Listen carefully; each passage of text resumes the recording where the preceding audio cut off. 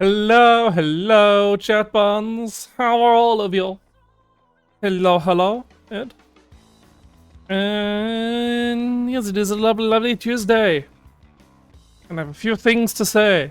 Few little bit of housekeeping before we get on with the... Is housekeeping the right term? I don't know, but whatever. So you may notice I've I reworded the verified tip donation goal. This is basically to make it make more sense. This is like kind of like the main loftier goal I want out of it. Rather than saying, "Oh, this is my art budget," it's like, no, okay, I should be more. This makes more sense because this is kind of like what I want out of streaming. Is I want to be able to make not like a massive amount of money, but just like enough money so that I can basically afford to not have to take another job. Because I do have a job and I do have benefits and I can live off those, but I want to be able to live comfortably and have nice things and enjoy all the things that everyone wants without having to worry about like whether or not it'll put me into debt this month and having to ask my parents about everything. And that is how much I need to make. I need to make about like if I can consistently make like £200 a month off this, that's golden. Obviously, not expecting that to happen anytime soon, but like I feel like it's going to help encourage people if they know exactly what the things. I will possibly think of like a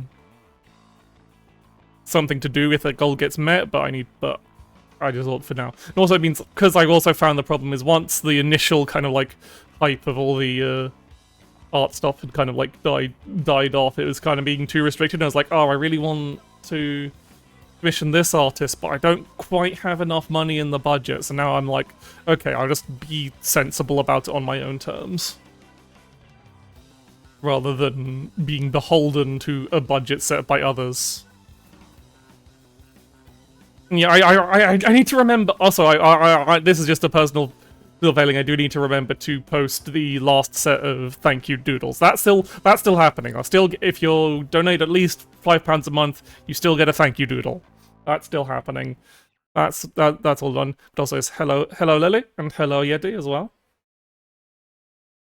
The other thing that I want to announce is kind of like a soft announcement because it's not quite set in stone, but I want to kind of like, I realize I need to start announcing this sooner do like soft announcements sooner rather than later so that some people are at least expecting it. For my birthday stream, I am planning the plan. So I have a birthday stream scheduled for Sunday, and the plan is for it to just be like a VR chat hangout. I'm making doing the work to be able to get my avatar in VR chat. I can do that all myself, thankfully, because currently Happy Packer is going through a lot of stressful stuff. So she's very grateful. So I'm very grateful that she's okay, giving me the okay to just get it sorted myself and like do all the uploading myself because I know how to. It's fairly easy to do these days, getting a VROID model into VR chat, so that's good. And so yeah, so I'm still not entirely sure on the details. Like I'm still fairly new to VR chat, so I need to work out a few things on specifics, whether I'll be able to have friends in the VR chat with me, or whether it will just be call-ins or something. But it'll be very casual. I just want to like hang around in a private space with everyone just in VR is a cool new thing, and hopefully the VR chat streams will be a bit more regular. I said I want to do it like at least one VR stream a week of some kind. That's why I put in Until You Fall on this week, because I was like, I want to make sure, even if the birthday thing doesn't fall through, I've got a little short VR stream. Was that everything? I think that was everything Shadowverse related to announce, but yes, it is today. It is the release day of Shadowverse Worlds Beyond, and I've been having a great time. I've been playing it for a bunch of the day, though I have had a busy day, so I haven't been able to get too far into it. Well, unfortunately, in the process of getting the bits I needed to make the stream thumbnail, I glanced over at the Steam reviews page because I had to check the Steam store page to get some details so I can grab the logo from that. And God, people, I feel like this is actually fairly common amongst like free-to-play and gacha games. It's just the amount of negative, extremely entitled sounding reviews is staggering. Like, so many, especially, like, it's especially common for, like, sequels to free-to-play games. Like, I think I remember seeing this for Girls Frontline 2 as well. And it's like, in the mix, there are some legitimate complaints. Like, I'll probably, when I play through the game, I'll probably give a few, when I'm playing, I'll probably show you some things that I think are a bit iffy. But a lot of this is just people being like, it's the new game and I don't get everything. It's not as generous as the old game. Because of course it's not as generous as the old co. I had this coming out and installed it because of a Naya post. You've been influenced. Ha ha ha! Gotcha! But yeah, it's very, and hello, Claw as well. Hello, I didn't say hi, probably back. But yeah, it's very annoying that every time I see these guys, I see these very, very angry people. And some of their complaints, like, arguably sound legitimate. Some that the monetization does suck. But I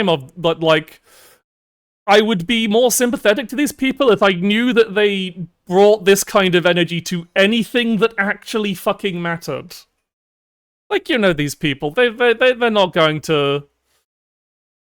They're not boycotting anything on moral grounds. They're not cancelling their Xbox subscriptions or whatever. These people just are mad that they don't have... that they're not getting as much free shit. And it's such a pointless anger. It's such a pointless anger, because, especially on the day one of a mobile game, of a free-to-play mobile game, because the day one economy is not how any mobile game continues. No one will give a shit about this and about all the shit you're complaining about in a week. Like, they'll have done all their all of their release events will come and they'll given away like a bunch of apologies stuff. Stuff will start getting into the swing of things, and it's just like,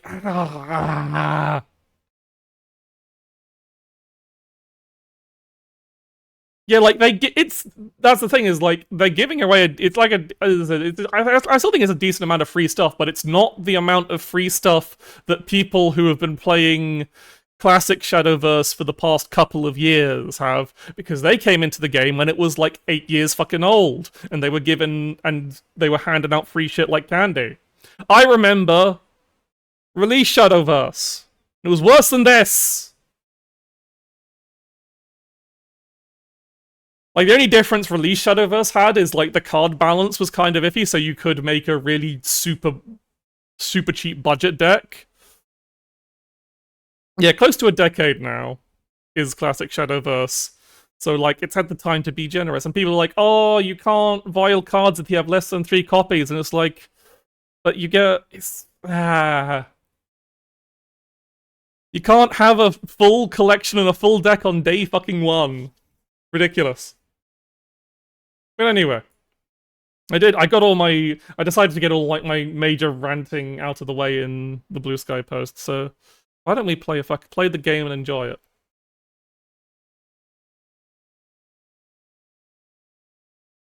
And then I will pick up my cards. I know these are Yu-Gi-Oh cards, but there's no Shadowverse cards asset, sadly. This is Shadowverse Worlds Beyond, the new, refreshed, revamped Shadowverse. And you see, we got lots of cool people. Many cool people around. All of them are unreasonably sexy. Ooh, like, it's when daily rollovers happened. So they did steal this little thing from, like, Pokemon. Where you get a free... Yeah, I'll go through them in a bit, but first we will do the great thing of opening a card pack. Yeah, it's not bad. Acceptable.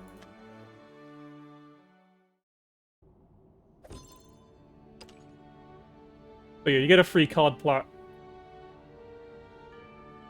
What if they gave you all the cards free, but they're all hideous trolls? I think the closest thing to any kind of, like, ugly monster is, like, the goblins. And, yeah, like, it is kind of insane just how horny the Dryzen home screen, because she's the protagonist, it's the default one. Yeah, so I kind of like, I'll do a bit of like explaining of Shadowverse as a concept, really. Because I like introducing people and I like explaining things.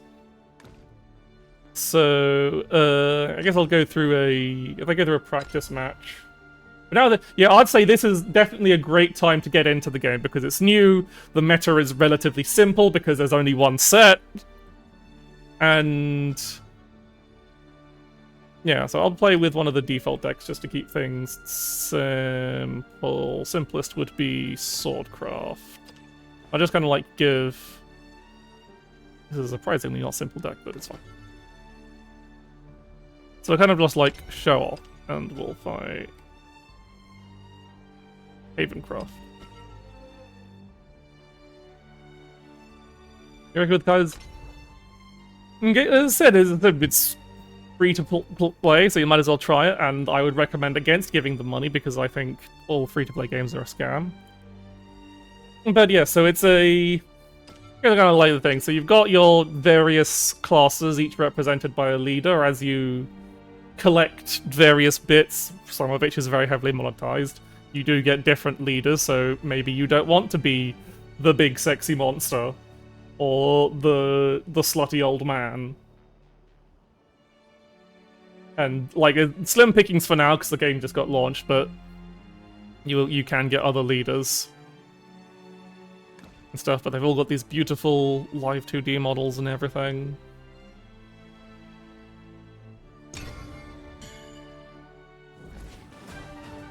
Yeah, so like, if you've played stuff like Hearthstone, then classes are very much the same. Each class will have a set of specific cards that are unique to them. And then you have some neutral cards, like Detective's Lens is the neutral card, so everyone can put it in their deck. Quake Goliath is a neutral card. But Rusty here is a Swordcraft card, so he's only in Swordcraft decks. When you start a match, you get to mulligan, like reshuffle. I don't actually want to keep any of those. It's very similar to Hearthstone, but I think it's a lot better.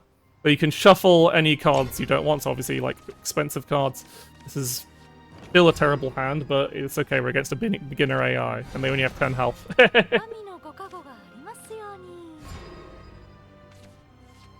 So, like, similar to those other games, so you take it's standard card games. You take it in turns playing stuff. Whereas something like Magic the Gathering, you have to play lands for mana, and here it's similar to Hearthstone. You gain an additional mana every turn, and you go up. One new thing in Worlds Beyond is an idea stolen from Hearthstone, really, but implemented a little better. Is the idea of the player going second gets this extra temporary. You can't really see it. I'm blocking it a bit but yeah, you can see that little button there. That's like an extra play point. So even though I can't cast any cards now, it's a bad idea to actually. Yeah, I'm gonna end my turn, even though I could use my extra play point. You get a coin, but it's not like the problem with the coin in Hearthstone is the coin was a card, whereas here it's a UI element. So you spend your play points to play cards. They've got all their costs associated. So I have 2 play points. I can play the 2-cost Bellringer Angel. He has Ward, which, if you're familiar with Hearthstone, is like Taunt, which means when the enemy wants to attack with this fighter, they'll have to swing into the Bellringer Angel, who has last words. Draw a card. Last words is on death. So basically just holds them back for a turn.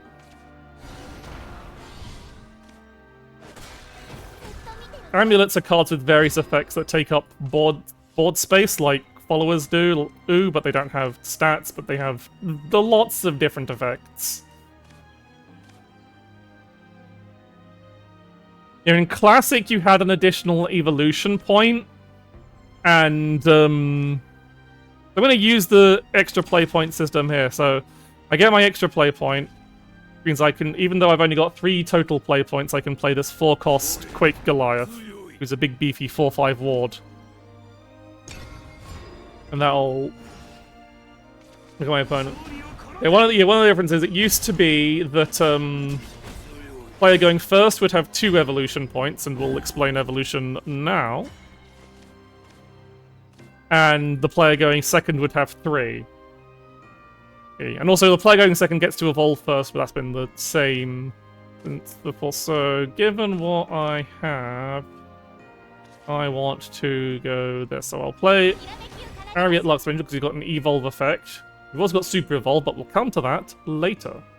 He's got evolve, restore 2 health. If I do that, you evolve the follower. Evolving a follower gives it +2/+2 to its stats, so 2 attack, 2 defense. And lets it attack on the turn it comes into attack a follower on the turn it comes to play. It doesn't go face. Flash deck. Oh, I found you one of the shorts on this. Ah, that's good to know. Good to know that they work. Storm is an ability that means a follower can attack either the enemy leader or a follower on the turn they come into play. I'm going to trade this 1/1 quick blader into their 5/1 fighter because that's better than just picking their face for 1.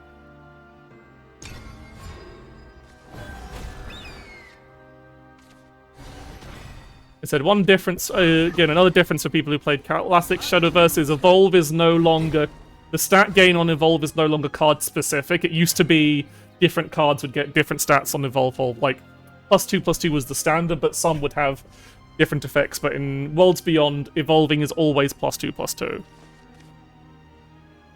I'm just thinking about what I think I just want to play this Arms Peddler to take out their ward. That's got Rush, so it can, so similar to an evolved follower, it can attack an enemy follower on the turn it comes into play. Of course, now that my Ariat's been in play for a turn, he can attack face.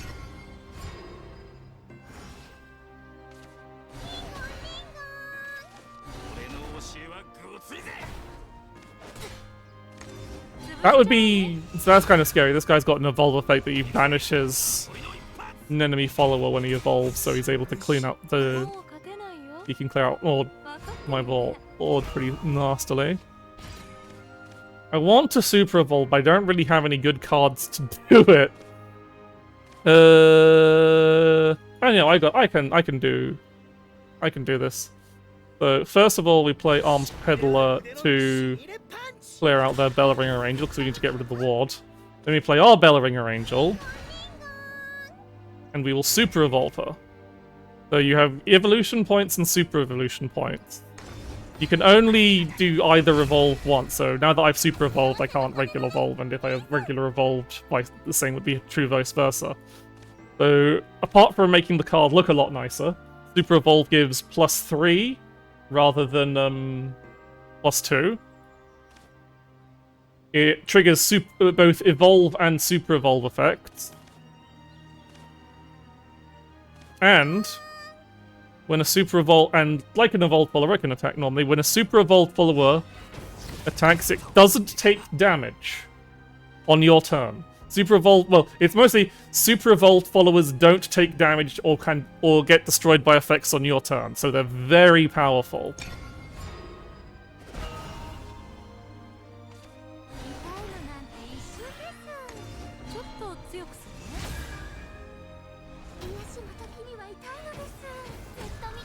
That was the regular evolve. You see, he took damage for attacking my follower.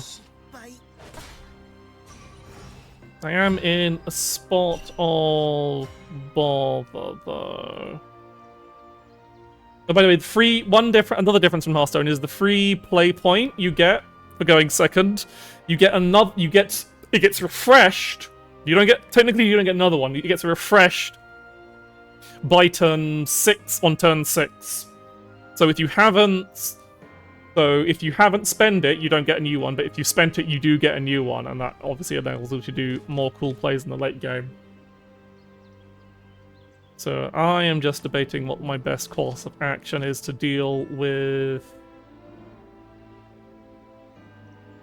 this nonsense is. Oh yeah, so I want to set up for doing damage, so as you can see, Rusty here has a super evolve effect.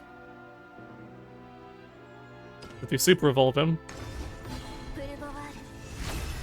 the super evolve effect means he draws every other Rusty in my deck, which I fucked up there because I accidentally had too many Rusties, too many cards in hand. You have a maximum of 9 cards in hand. You try and draw more than 9 cards, you just lose them. So I accidentally lost one of my Rusty. So he draws the other copies of Rusty that are in your deck and gives them Storm, which means they can attack immediately. I am not going to attack immediately, though. I am just going to play this Quake Goliath and end my turn. But yeah, I fucked up there because I should have played the Quake Goliath first so that I could play the Rusty. I could get the 2 Rusty copies. And both of them would have Storm, and I'd probably have killed my opponent this turn. I can kill them this turn anyway. As I said, I'm playing against an easy computer, so they're not very good. So yeah, now I can play a Rusty. He's a 3/3 Storm, which is quite powerful. Quite efficient. But obviously you only really get access to these after you've super evolved one Rusty to begin with, so that you can evolve for... Like, this is a bit overkill, but I just wanted to say evolving because of all your stats, it's good for doing damage. And can give you the reach you need to finish off your opponent. So that's like a basic, quick run-through of a game of Shadowverse. So kind of like a messy introduction. Now let's get into the real shit. Let's play some ranked. So I play... The deck is said that this is still... I don't have all the cards for it, because this is day 1, and I'm okay with that. So this is the deck called Artifact Portalcraft. And then people who remember the original artifacts from... Original Artifact Portalcraft from Classic Shadowverse, it's very different now.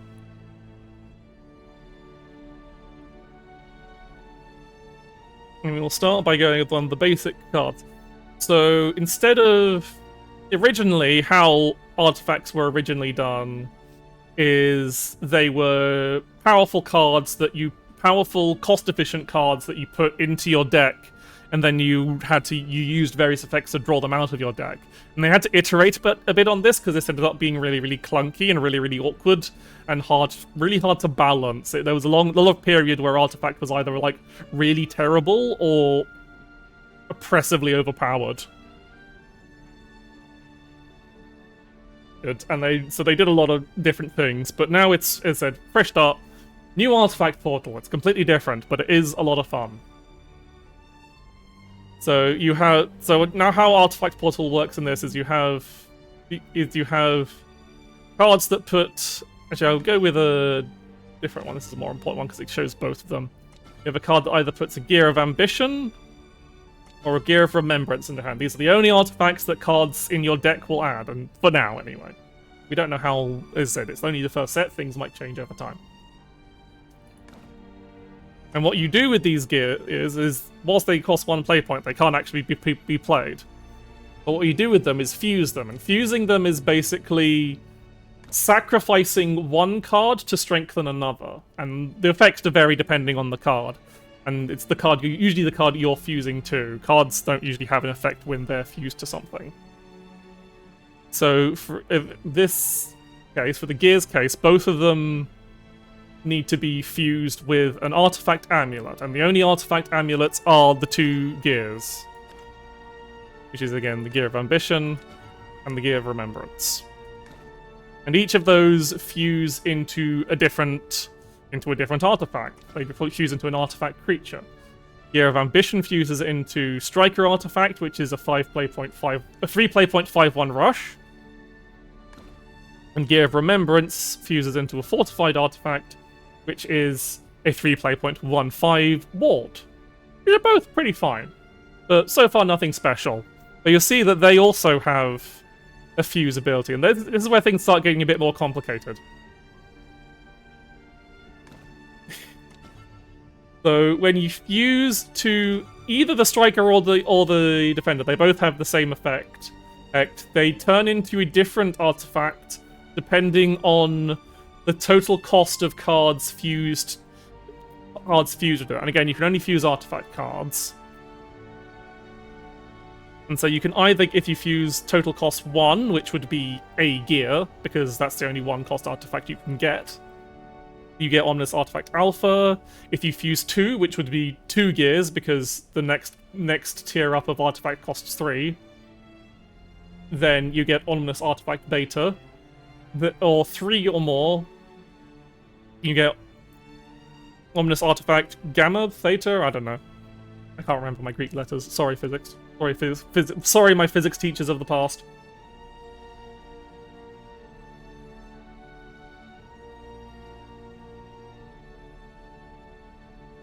And like, so for 3, you could either fuse 3 gears, or use 3 gears to it, or fuse the another striker or fortified artifact.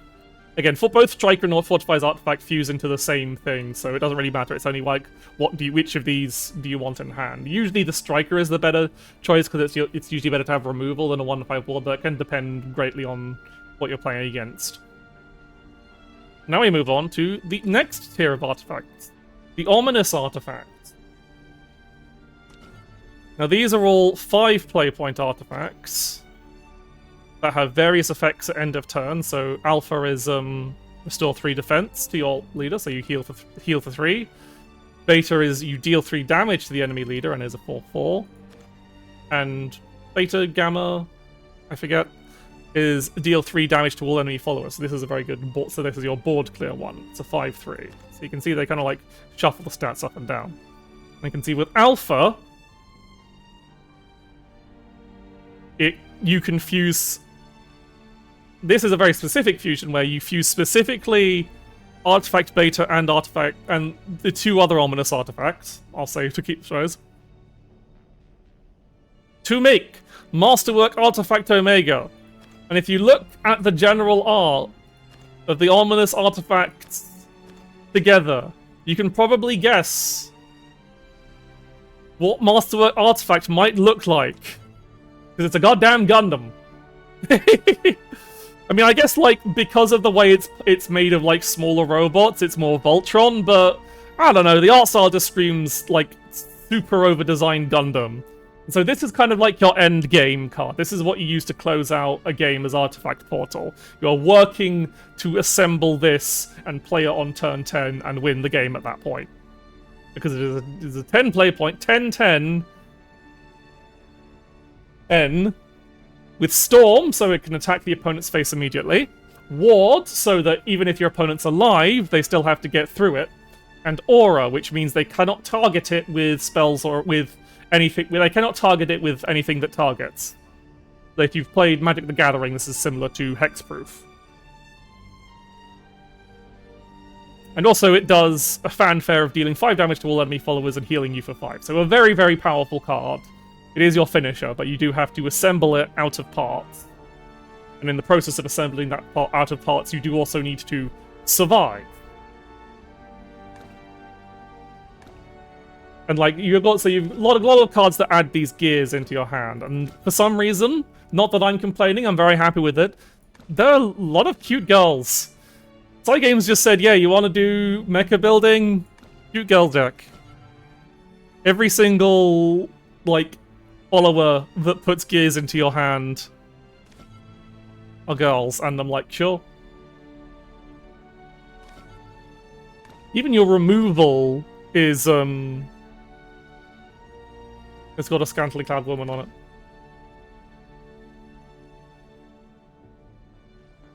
Now you might be thinking, so yeah, that's the standard like this is you girls and mecha himself. It is a very complicated deck. I would not recommend this deck to someone starting Shadowverse, to be honest, because you will get your face kicked in by aggro decks if you don't know what you're doing.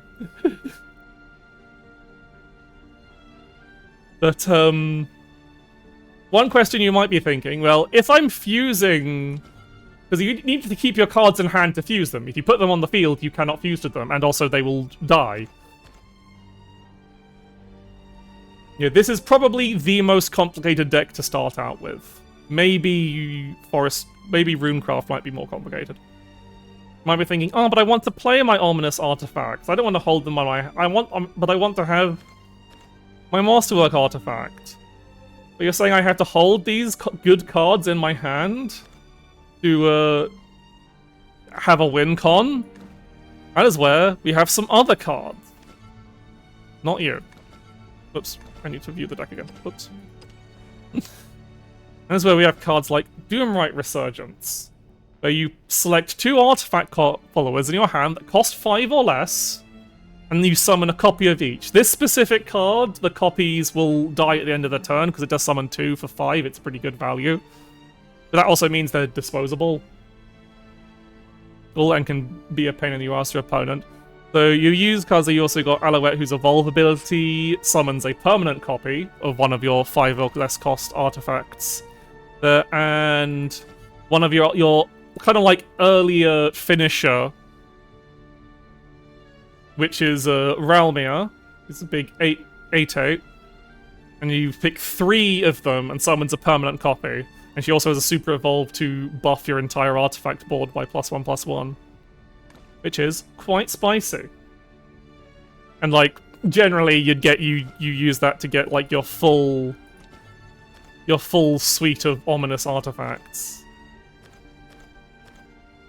Kind of like the game plan is you get your artifacts, you get your kind of like your hand of ominous artifacts ready, and then because you will inevitably make more gears have more artifacts in hand than you need to assemble the Masterwork artifact, you have to kind of like pick when you actually play some of them, because you can afford to play, especially like the Striker artifact and the Fortified artifact. You can afford to play a couple of them and still be able to assemble Masterwork by turn 10, because you got 10 turns to get all your ominous artifacts in hand. And like whether or not you can just assemble them all quickly and have that secured, or you can afford to play some early knowing that you'll be able to assemble them later. That's kind of like the complicated part of the deck.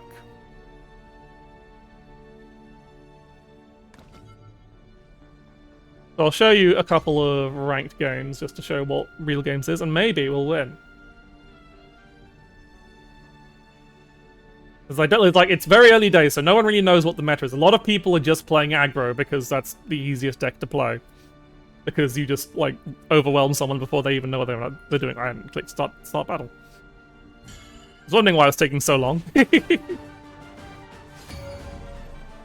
so we're against Swordcraft, so they'll be fairly aggressive. Which will be a problem. So I might need to use stuff like the board clear. Like, so I might keep Ancient Cannon, actually. Ancient Cannon is a powerful board control tool, because whenever it means fusing, which otherwise does nothing to the board. Admittedly, it doesn't cost you any play points to fuse anything. But it means you do 2 damage to a random enemy follower. So it does mean you can get some pretty good board clear power. But I've got a pretty solid board. So they're going second, so they get the extra play point. Pretty scary for Swordcraft, they can do some very aggressive plays. They've got Luminous Commander. Whenever an allied officer follower enters the field, they give it a +0/+1 until end of turn. I'm just going to play Ironheart Hunter. I could play my removal on this, but it's not really worth it. One thing for people coming from classic Shadowverse is the Commander Officer trait thing that Swordcraft had is pretty much gone. There are no commanders. There are only officers, and officers are all the tokens. So you won't get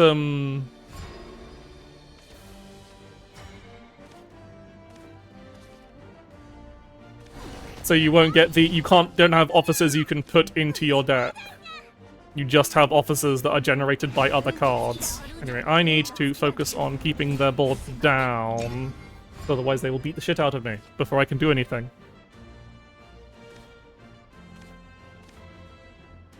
I said, I'm kind of like holding on to all my gears for my Ancient Cannon turn, so that I can just do a bunch of fusing then. And hopefully set myself up to just generally control their board down. Okay, so they're just trading off my board, which is fine. Okay. I can't evolve, so there's not really much I can do, so I might as well play Electric I don't really want to use up a removal on a 1/2. Nah, I'll just end my turn. I've got plenty of gears in hand for my Ancient Cannon turn. Oh, that's annoying. That's a very aggressive card. Aggressive amulet. Yeah, they're just going to be really aggressive, but it's okay.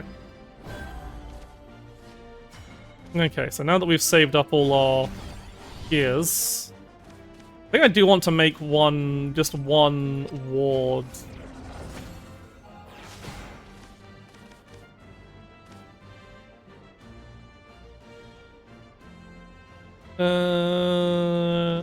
Yeah, I'll do it. Well, it doesn't really matter. I'm making it into an ominous anyway.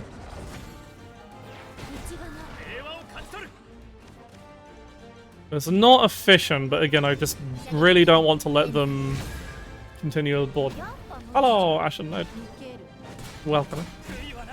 So I'll do that evolve. It's not a great evolve, but as I said, I ran out. I needed one more fusion, and I realized that's why I probably should have used the Stream of Life before. Okay.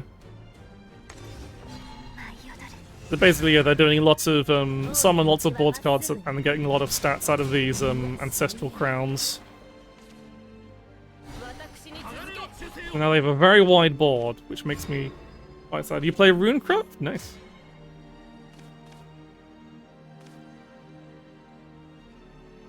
So what I'm going to do is I'm gonna go Runica. We evolve, because when she evolves, she summons a striker artifact. It will help me keep this board down. We trade that into that. We trade that into that. We do some fusing here. And we have to use Stream of Life to kill that. And obviously no point doing particular using now. Now the question is, well, I guess it depends entirely on their board state, on whether I want to make which artifact I want to make up, because I've got a I guess I need to make both ominous artifacts eventually, so they're super evolving. Olivia is a very nasty super evolve where she gets to super evolve another follower, which thankfully doesn't trigger effects, and I don't have any hard removal, which would be really nice right about now. So I think I need to do... Really don't want to burn the super evolve, but I kind of have to here. I don't see a way out of this. And I kind of need to get my, I burned a card by accident. It's so easy, especially when... So we super evolve.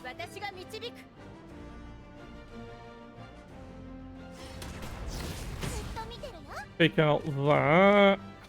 And then... Yeah, we want to... use... I fucked up. Yeah, I fucked up. Now I can't, I can clear their board, but now I can't, get the full Ralmia next turn. Where were you? Where's my hard removal when I need it? Yeah, always important to keep track of your hand count.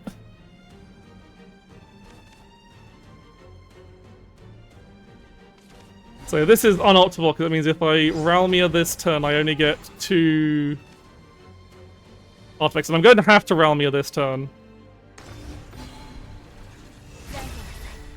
Because they're doing that. Oh, a double crown on the ambush followers is nasty. Can I actually... stop this is the problem. I guess I have to do... So I'll restore 3 defense and deal 3 damage, so I'll kill at least Yeah, because I can only copy summon 2 different copies, which admittedly I can't summon the full board anyway because...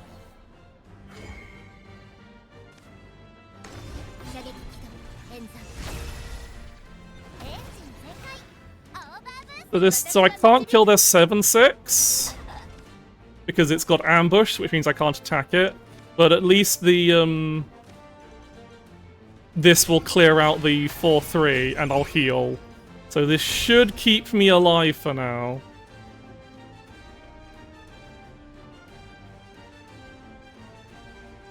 And we're both out of Evo points. As long as I don't play another Shinobi Squirrel, because I do have... Okay, and they're trading with the Shinobi Squirrel at the very least. One note about Super Evolved followers is when they take out a... Like I forgot to mention... Oh, they gave up. I guess they didn't have a way to deal with the rest of my board. They even like getting 2 artifacts is very strong for like, yeah, but one thing they do have is you can do a rematch. Are they going to rematch me? No, they aren't. Okay, one thing about Super Evolved followers is when a Super Evolved follower defeats an enemy follower, it deals 1... It actually blasts the enemy follower into the opponent's face and deals 1 damage, which I find incredibly hilarious as a concept.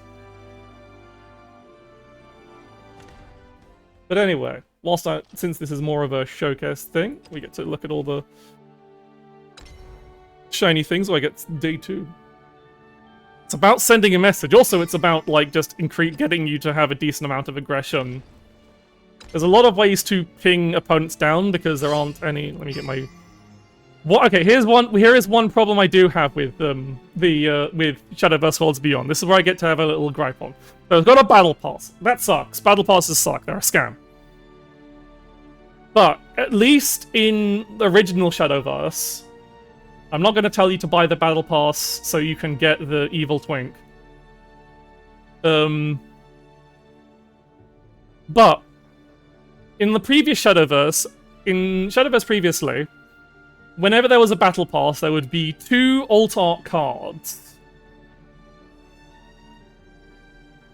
Oh, alt art versions of cards. So you get like you see that this is like an alternate art version of an existing card. And previously, in classic Shadowverse, you'd be able to get the alt art version of a card. That would be on the free track, and on the paid track would be the premium animated version of the card, which was a good system because it meant you got to collect all your delicious alt art cards and for free. But now, no, only the alt art is only on the paid pass, which sucks. And I hate it.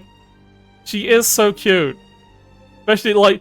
And this is how they get you, because almost all of the alt arts are taking a card that isn't a cute girl and replacing it with a cute girl. Like, you'll see what I mean. Like, there are still free alt arts, they're just on, like, seasonal missions rather than on the battle pass. If you go to the Compendium, there's another, Pokemon TGC Pocket-style thing.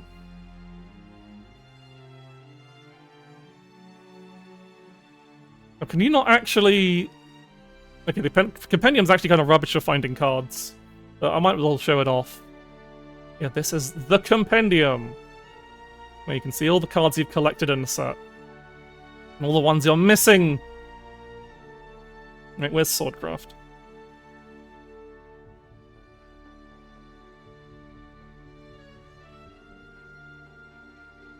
Yeah, Swordcraft's usually really high up, but it's really far down. I've missed it.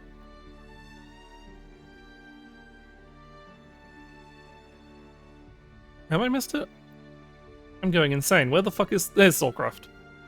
Yeah. So this is the normal version of the card. Is this guy. I mean, he's pretty, but they know what people want, and people want cute girls, so they put the cute girls behind a paywall. And so, going to the Compendium again, even though it's the worst form of showing the cards. Havencroft is... Can I actually see the Haven... I don't think I can see the alt art for the Havencroft card I have. But there is, Yeah, is better. Actual cards list. We can actually filter shit. Havencroft.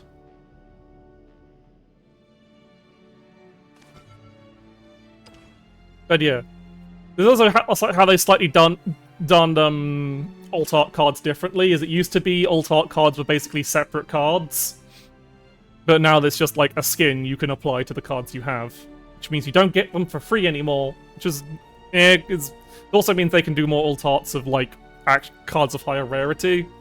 Previously it was like, well, the alt art has to be of a bronze card because we can't give you shit for free.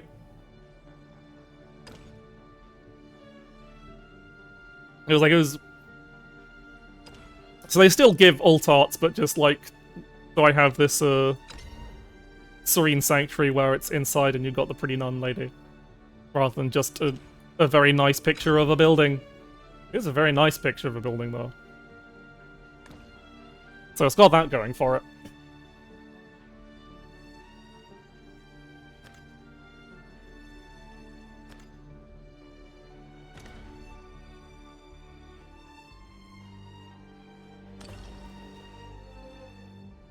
But, yes, that's kind of like the basic, but of course, what everyone's truly excited about, I mean, it's kind of cute, is Shadowverse Park. Which is basically the fucking... I do not want to see the... I know the event's going on, you don't have to show it to me. Basically, the fucking Grand Blue Versus lobby, but for Shadowverse. You get to make cute. You even get to make your own cute little avatar.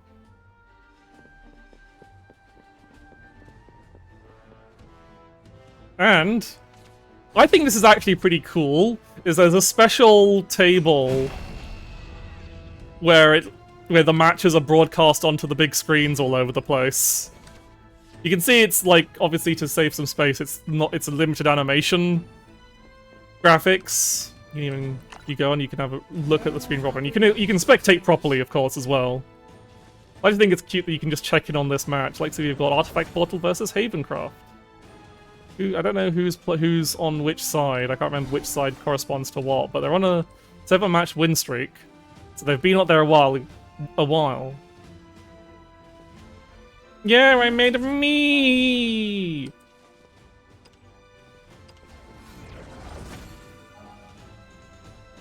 Maybe I can learn something from this. Let's see. So they're evolving to... But I'd assume... I guess they're deciding whether they want to heal or do damage. Yeah, they're evolving their Aloe. They're super evolving. And they're healing.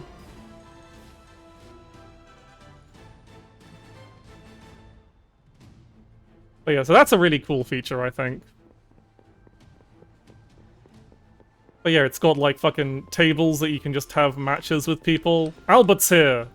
Everyone's favorite Cygames character, Albert! Especially if you're the incredibly large female population of Cygames fans. Or straight Cygames fans, I should say. Specify. But yeah, this is just really cute. And really neat, and I like this. And there's jump pads everywhere. And importantly... No, that's not the emotes. You have emotes, and one of the emotes... Glasses adjust. Very, very important.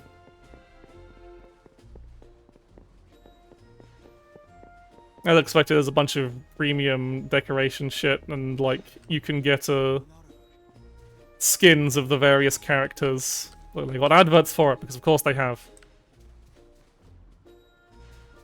So you too can be Albert. The Levin Man, who's in Cygames everywhere. Leader of the Sky Knights. What do you got to say for us, Albert?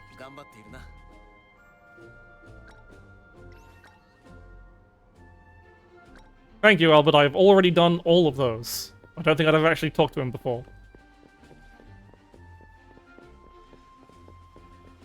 But yeah, I just really like this. Like I said, I really like the lobby in... Oh, this is... I see, this is events. Ooh! They're doing one of the release celebrations is once we've met certain milestones for battling in the park, everyone gets stuff. We all love stuff.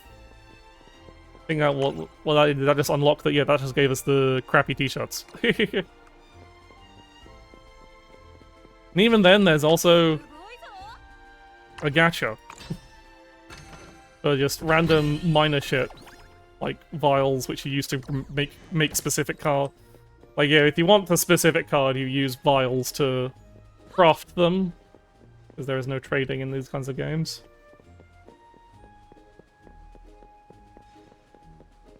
Let's just check my current progress on these quests. Bug quests. Oh yeah. You can say your keys for your park quests.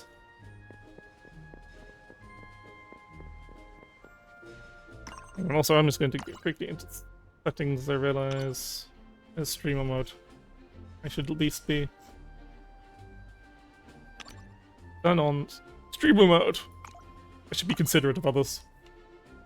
Doesn't actually seem to matter in the park, but I'm guessing it matters. Hello, Hector Pascal! Hang on. Wave at people. But yes, it is time for the Shadowverse.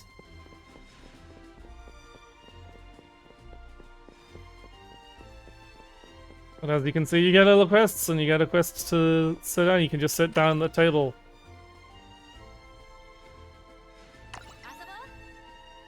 And be like, hey, who wants to come play at the Shadowverse? I don't know how the, like, lobbies work. You kind of need to be friends to match people's, like, you can't, like, specify a lobby. You have to be, like, friends with someone and then warp to that person. So... And I can't access the fucking menu whilst I'm...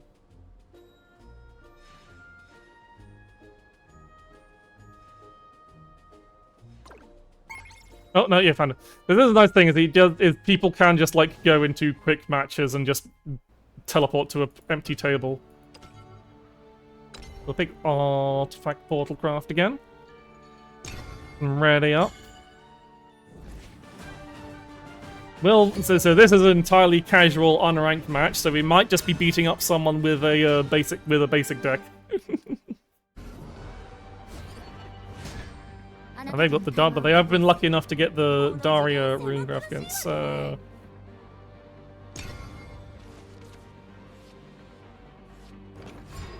Unfortunately, I'm legally obligated to bully them because they're a lucky get.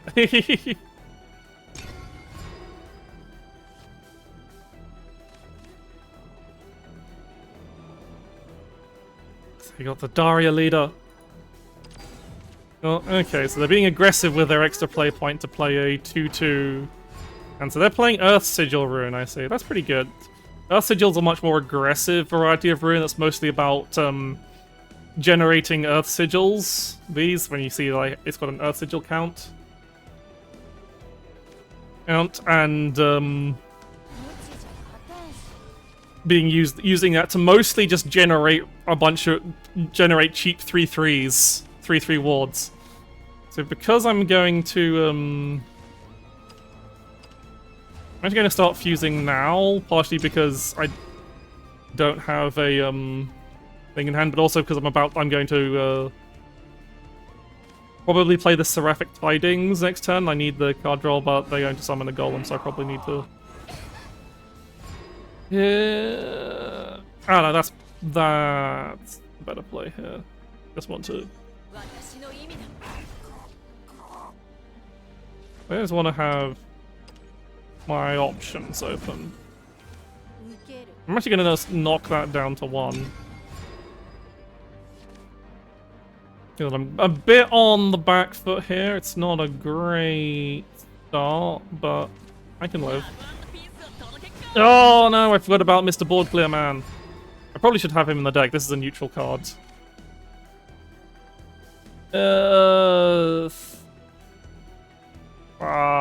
I'm in a bad spot.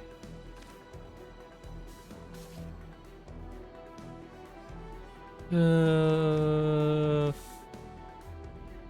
of these I really want to play. I'm just going to play, actually hard cast this Fortifier artifact. It gives you a warning like that, but like if you're playing it, you don't want to fuse to it anyway. They can evolve though, which is also a problem.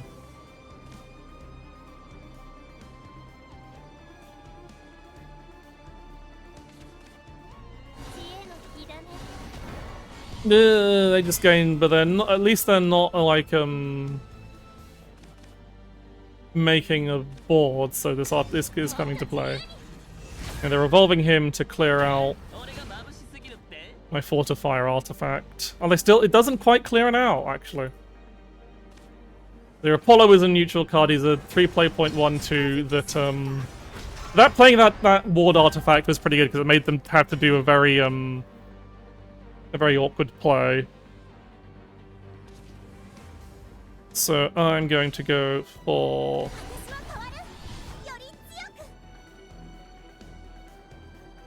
Miriam. So I want to do this fusion stuff first, so that I have cards in hand. So I want to make sure I have the board clear. Yeah, that is the board clear one, right? Yeah. Then we evolve. Get more gears in hand. Use that to trade. I think I'll do Electric Whiplash to advance my gears as well. Again, I need to make space in my hand, so I'm gonna do fusing. I'm not gonna fuse the Striker artifact just in case I need to use the Striker artifact to kill something, but hopefully it's not. And I would like to draw a card, another card that copies this. But yeah, I guess I mostly need to make sure I get to my 3 ominous artifacts by the turn 8. Okay, another Apollo. Like, this large amount of Earth Sigils is kind of scary, but it also, they can only do... There's only so much they can do with it. I also... One thing they added that I think a lot of people are not realizing is that the Earth Sigils, you can actually spend a play point to increase the number of just for free if you have nothing better to do. So that's quite nice. So, right. Let's start using...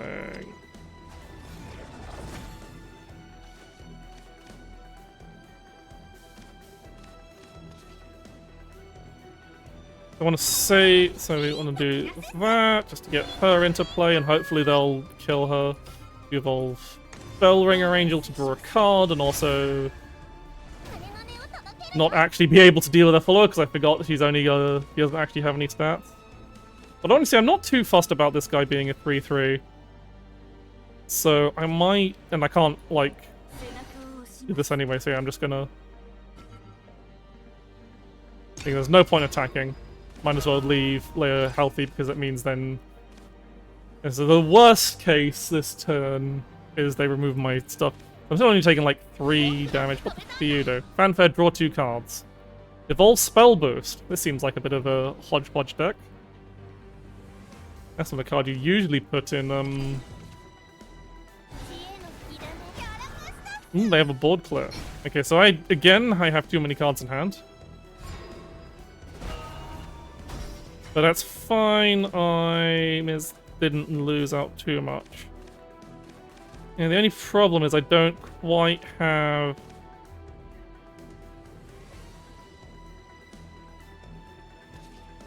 Okay, I know, I can... No, I need to... This is such an awkward hand, so we need to get a card out of my hand. And then we'll go... We have to do a super evolve here, which kind of sucks. Or do I? Yeah.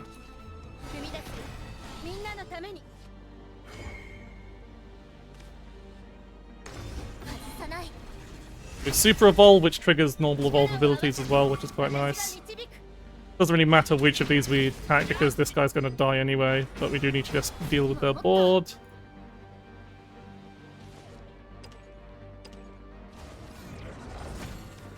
Now we just have to hope Yeah, I've got a really awkward business. I'm gonna overdraw again next turn.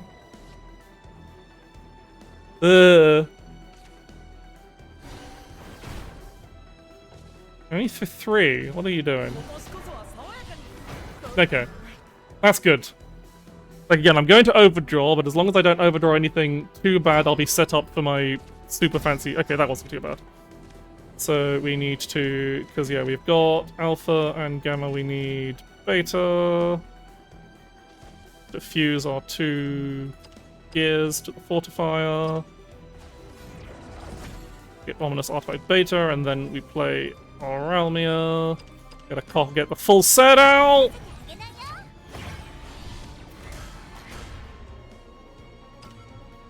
I'd like to be able to hold on to this. This is why I kind of like said I have the 2, because I have 2 Oralmias, and it's like, obviously it'd be great to save the super evolve for next turn, but this is also just good because it makes a really big fucking board and heals me and damages them.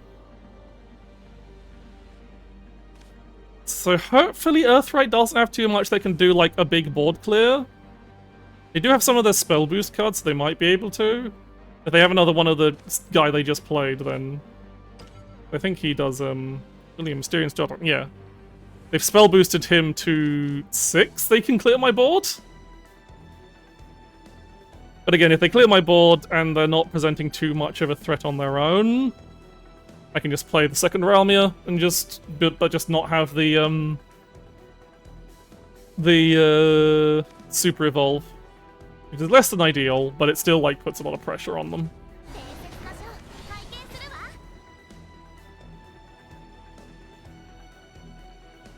They do have their own super evolves, which is bad, so they're going to...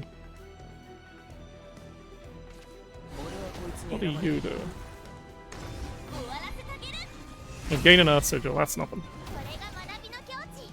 Yeah, so they get a crest, which means at the end of every turn, they summon a Guardian God. This is a card they kind of really wanted earlier.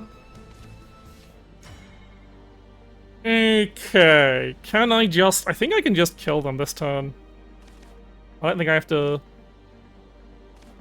But yeah, I've got this... I've got removal...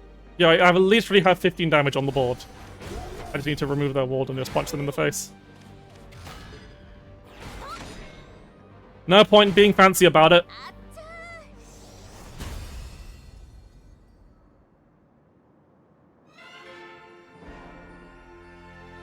Sometimes you just dump someone in the face. Anyway, that felt very mean, so I'm not going to continue playing against them. Yeah, I haven't had any leader tickets. So if I'm going to use a leader Visage, I don't think I really want the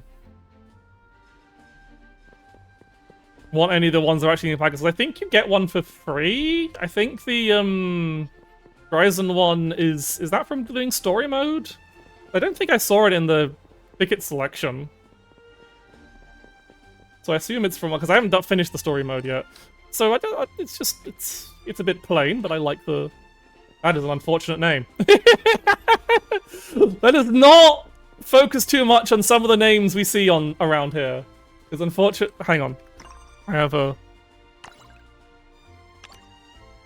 Can we hide other usernames?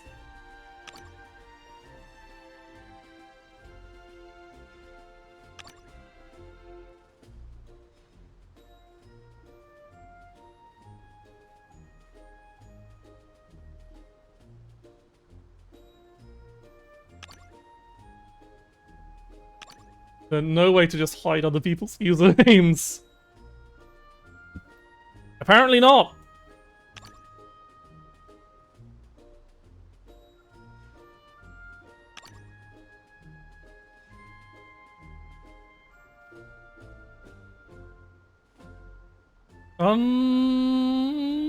Unfortunate.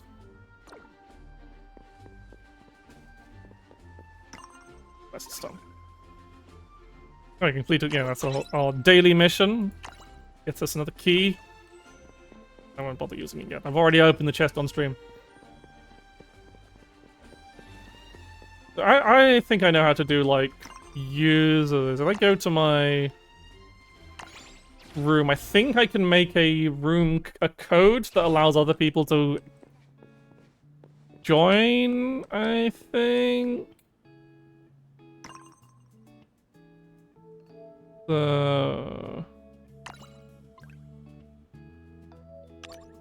If I generate a warp code...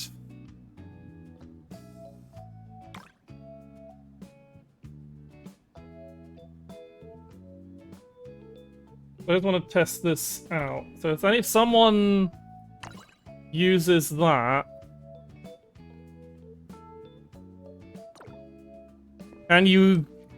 Does that let you arrive into my abode? I just want to test something out if anyone's available in game. I haven't used this before. So this is like this whole thing reminds me of, like, whilst I know it's very similar to how lobbies worked in Grand Blue, a lot of it reminds me of Phantasy Star Online 2. Like before New Genesis, like with your rooms and how it's got all the adverts everywhere and all that stuff. And even just the visual style of it. It gives me a bit of a nostalgic feeling for playing Phantasy Star Online 2.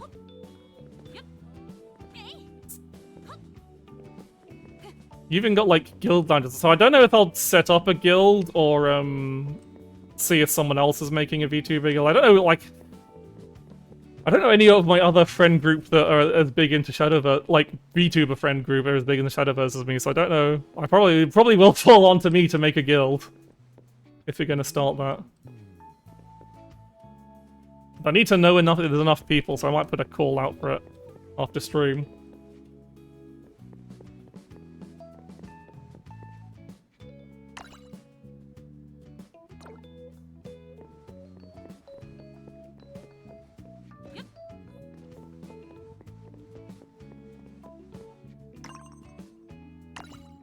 So if anyone wants to, so there's once again calling. If anyone wants to try using the warp code, you go into the Shadowverse Park. Oh, there is a lobby code. Interesting.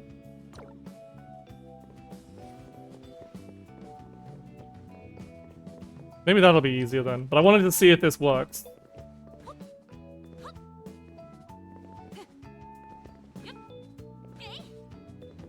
You can have a little Shadowverse battle on your thing. Of course, the whole thing is... Yeah.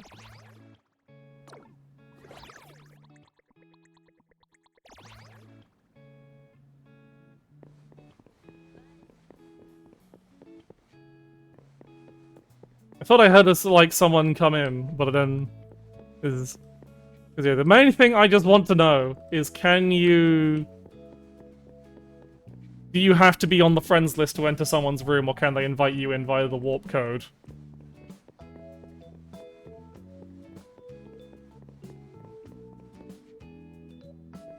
I'm afraid to enter any, like, menus or stuff in case it doesn't work. But if no one is up for it... I guess I'll go actually play some Shadowverse. Can I just... I can just do ranked matches from in here. It should still just have me staying in the room, so... Yeah, I'm just standing here. You just see me. Warp code, it's literally, it's Ayut. It's literally, you go into warp code and enter the code Ayut. And that should... When you see the lobby code, unfortunately I'll need to come back after the, after this match. Oops. I might take Bellringer Angel out at this deck. But I'll keep it in as a early turn play. Probably not so great against Haven, actually. Just not going first, but oh well. Like, it's not a terrible card to keep in hand.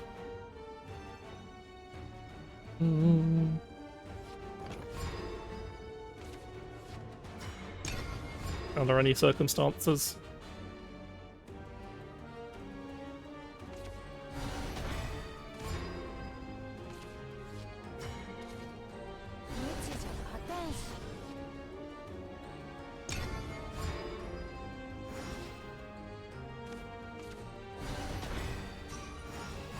Okay.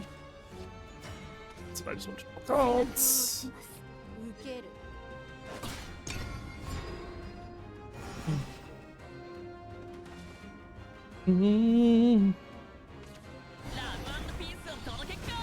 Okay.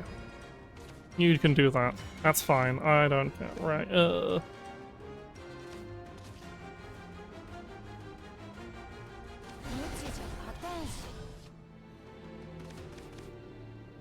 Like, as much as I want to save for the cannon turn, I need to get cards out of my hand.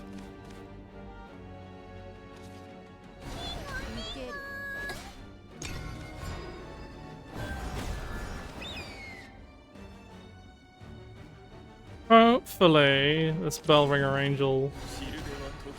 Okay, so the healing the damage I don't want over.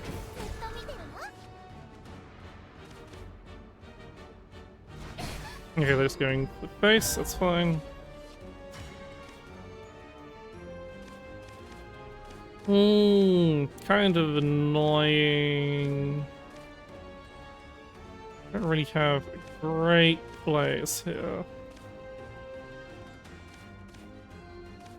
Here's what I can do.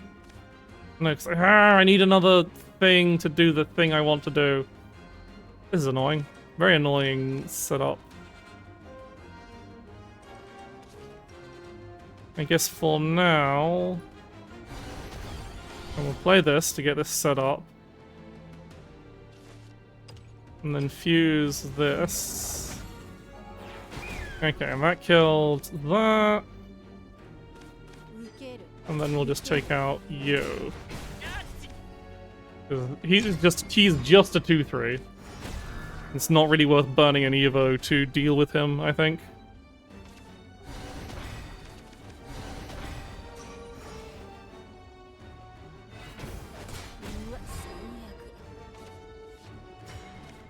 Okay, so this point I just want to... And this is a slightly annoying problem. I have too many cards in hand again, but I can reduce...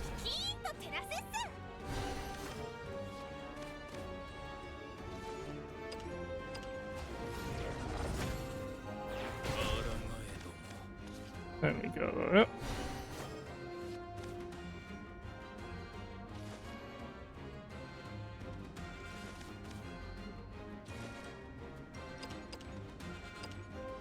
Now we do that. I said slightly wasteful, but again, I need cards on hand. I do that, and yeah, I won't overdraw next time. You know, I will overdraw if they kill my 1/1. Shit! It's fine. I can overdraw. I started making this deck and I was like, oh, I think I've got too little card draw in. I think I've put too much card draw in now. They're getting their Stormy Bird out instantly. Oh, they're just going to the face. They're being incredibly aggressive.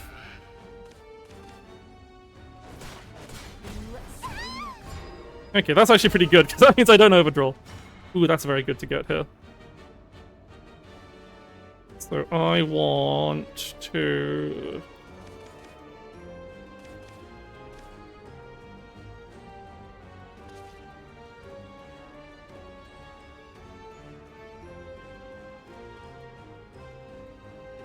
I do this.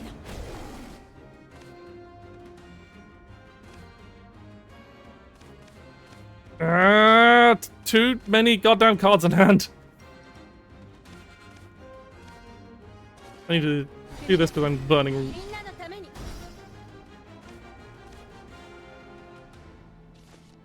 Make.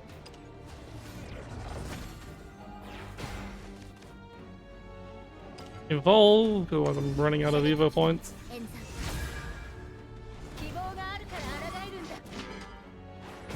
Trade that. You're right, is there any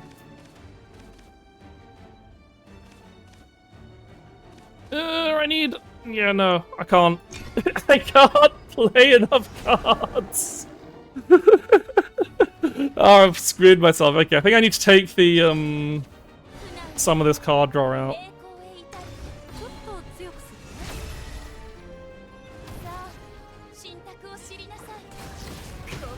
I can at least do my Realmia turn this turn. Oh, they've been kind, and they haven't, And so, yeah, so I need to...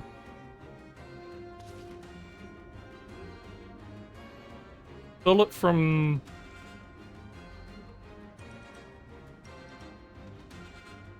Bullet from beyond you.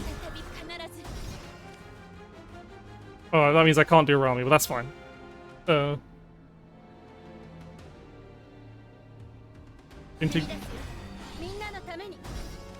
I'm burning so... This is so inefficient. I'm burning so many...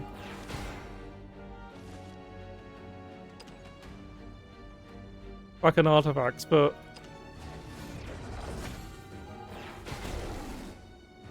I might as well evolve here because it gets me just a lot of stats. And I'm running out of turns to actually use these points anyway. But finally, I have stuff going on.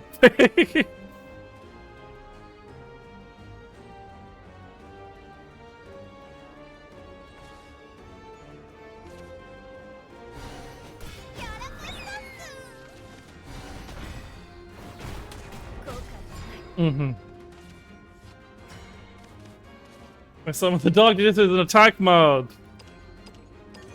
The Life Summon Realmir and the 3 ominous artifacts. And Super Evolve! Hello, Gatetsu.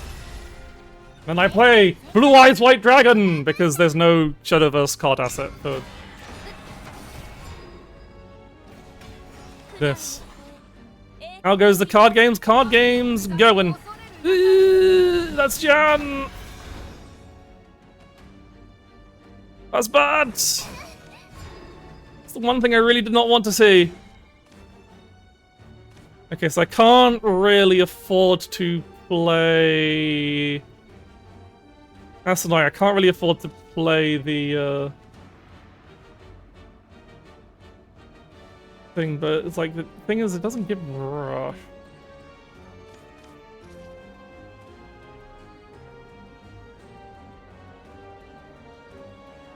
Okay, so I need to kill that. That's killing me. The fact that she keeps coming back is such a pain in the ass. Okay,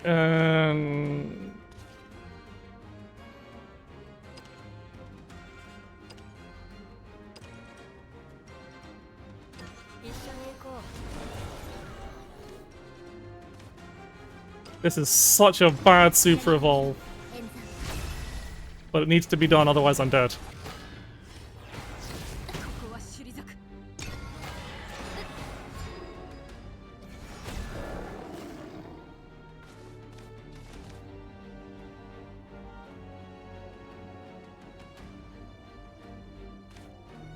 Like, it's bad because this follower is going to die on my turn.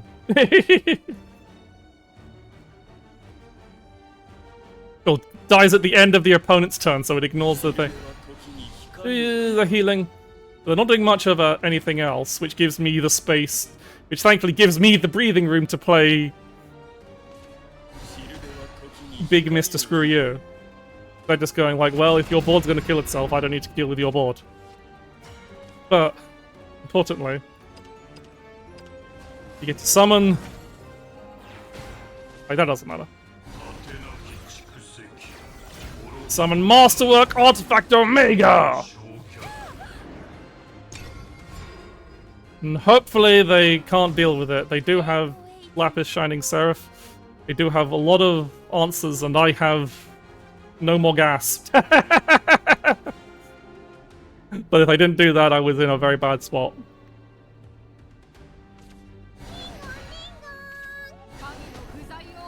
That's what I was afraid of.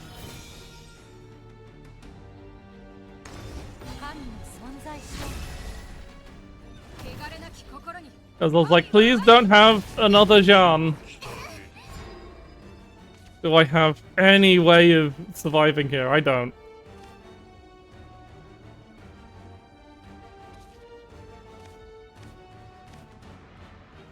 Or do I? No, I don't.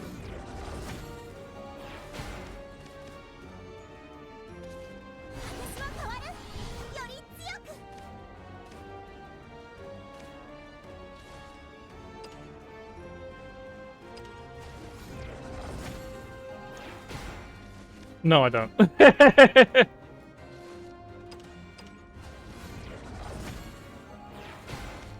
Especially not when all the shots go to the single target, so that... Lapis is really scary. He just keeps coming back. Like, the last words is she's... You get a continuous effect that will... a clock that ticks down twice. And once that ticks down, they get Lapis back and she has Storm, so it really just burns you down. Haven might be, and like, especially with Jean's board clearing and board buffing. Really quite scary.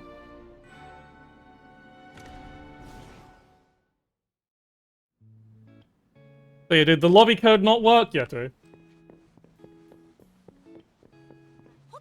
I was very confused by you asking what the code is when I literally put the code directly in front of it. It's the warp code. I'm trying to see if this works.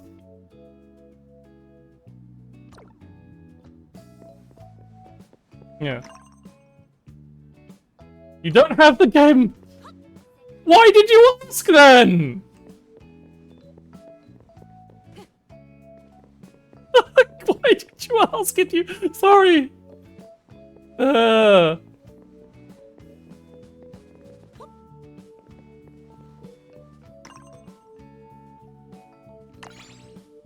No, I've gone back into the lobby. I thought it was a game at... No! Sorry, Yeti, but that is... I ain't sponsored! You see fucking... Was yeah, I love the lobby. It's great. It makes me think of PSO2. But hi, Faye.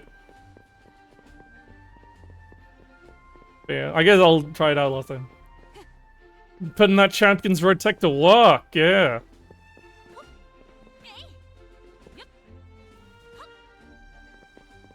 Champions Battle, the Switch one. Ah, yeah, that makes more sense. I thought, for a second I was like, wait, isn't Champions Road like, Wisame or something? I don't need a Gamersop's deal. Fuck Gamersop's. They got Nazis. Actually, I don't know. Did they still have the Nazis? Did they kick out the Nazis yet, or are they still... Like, I can't blame people for getting the bag, but, like, I really cannot accept any kind of deal. Yep, nope. Yep, nope. Sorry to burst your bubble, but unfortunately, several of the VTubers and streamers associated with game, like, it's not all of them. I'm not saying every Gamersop's everyone partnering with Gamersop's is bad, but it's like, it's hard to like accept. A lot of them, they still have the Nazis. Okay, great, terrible.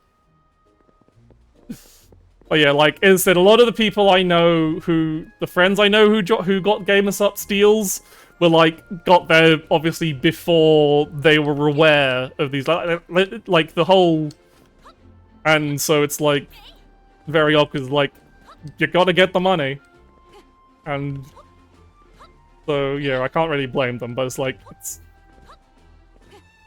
few of the streamers I know, yeah, like so it is a really good deal, but it's just like would I be able to resist that call? I really should, because it's like, I'd have to bring it up, it's like, yo, what the hell is... The fact that they're just silent of it, as far as I'm aware. Like, they never made any kind of statement.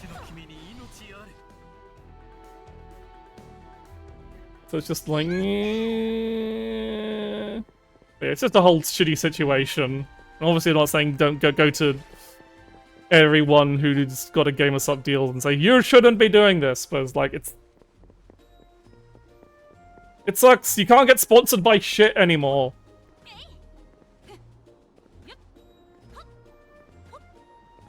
Yeah, like, if they're trans, like, they definitely... Like I said, don't blame them for getting the money, but it's like... It just feels bad.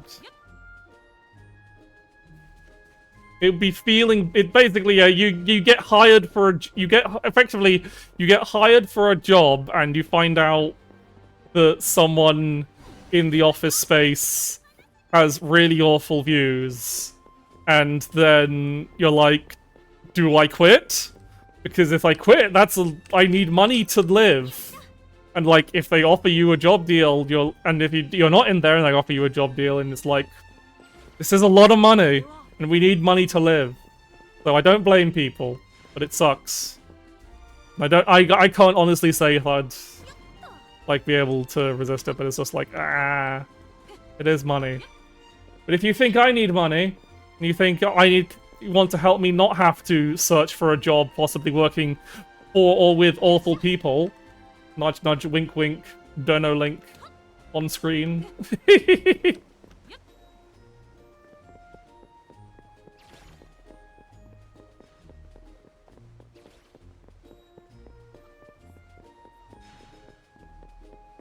Yeah, well, I'm just trying to think of what to do now, because I do want to play with viewers, but I don't exactly know how to, because it's not just got private. Well, you can select lobbies. I see. So you can go into a lobby and there's got 5 lobbies.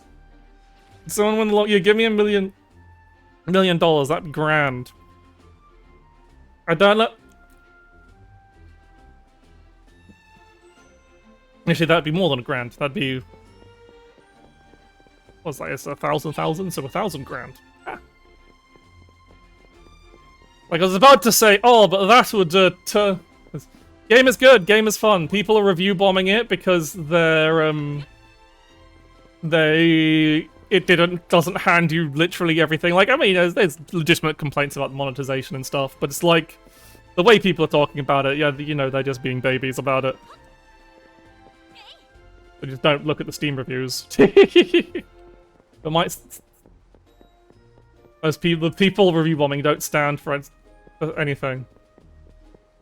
Hang on. Also, hang on. I don't mean to single someone out, but where were you? Yu-Gi-Oh! Player spotted. Anyway.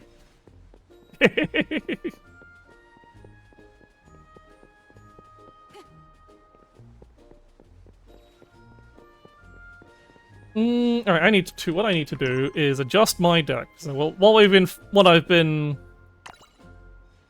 finding.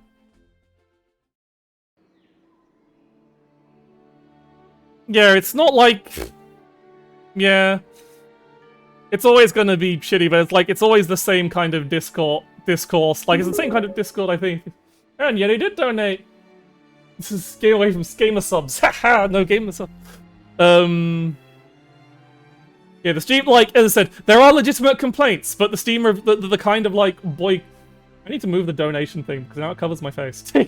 But like the kind of people who are doing this kind of review bombing aren't like on a kind of principled, this is righteous anger. They're just being entitled.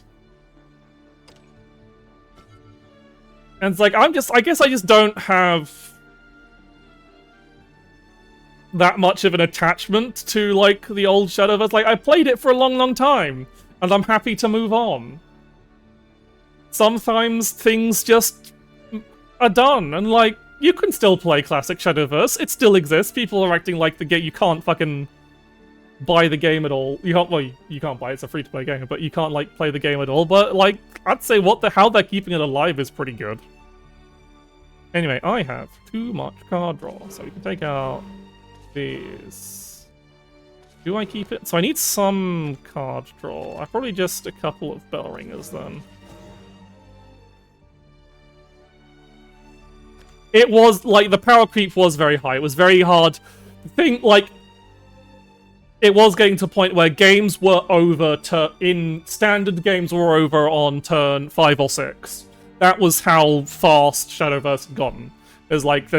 The design space just eventually at that point gets so limited and there's really not much you can do apart from reboot it. So I think this was the correct decision. People are not going to like it, but I think it's the correct decision.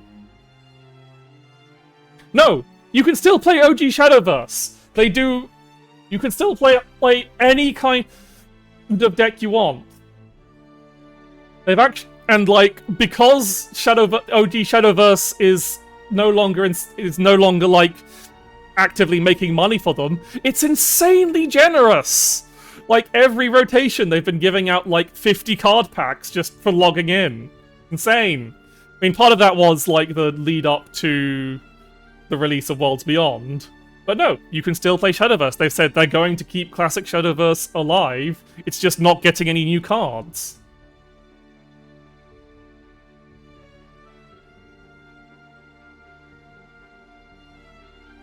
And like, what they do to keep it to keep things like rotating so far is, rather than having, obviously since they don't have new cards, they just do rotations that were in the past for a month. So you'll have a different rotation month.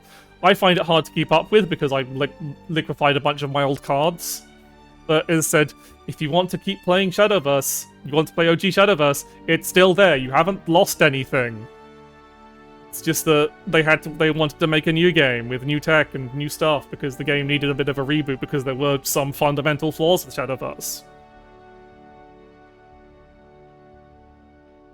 Like, there was...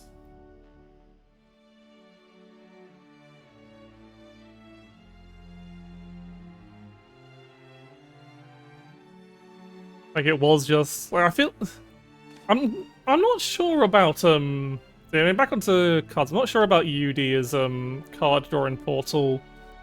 That actually works like so. It gives you a crest. Crests are like passive effects. What? Type in Garu, tell us. Saber. Crests, as you saw with on that hero card, are like effects on your leader that aren't on the field. And they all have various different effects, all unique. And UD gives you a crest with countdown 3, so it lasts 3 turns, and at the end of your turn, if you have less than 5 cards in hand, draw a card. If you have at least 6, restore 1 defense to your leader.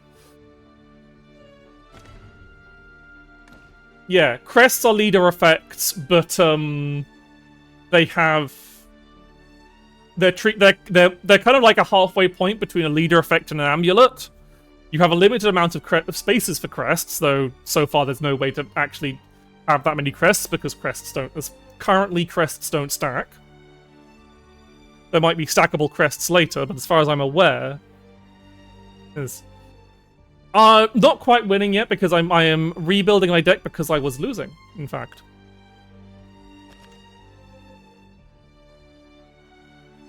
So I wonder if I want to do just some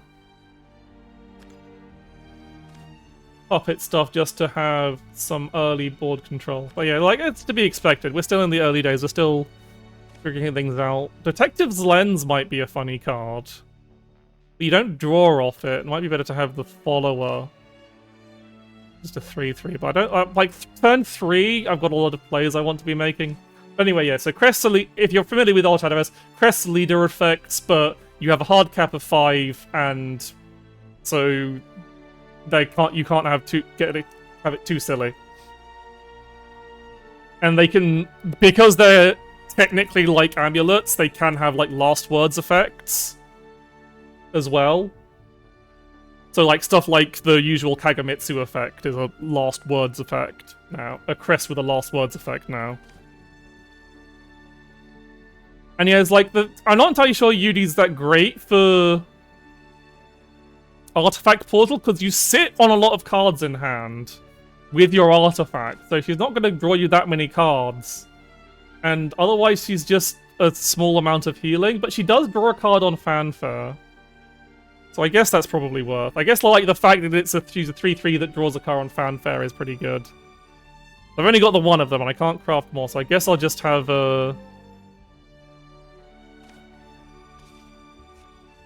guess if I do just have Bellringer Angels, because it's like a fine enough. She's always a fine enough card. You can even that's cute. Well, another thing cute is if you link your old Shadowverse card for a bunch of the cards, you get classic card styles, so you can have the old Bellringer Angel art. I like the new Bellringer Angel art She looks insane.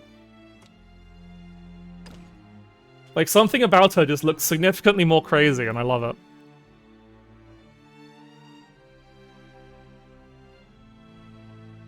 I don't think I want more than 2. Well, I might craft another Alouette, just so I have another artifact copy. It's like,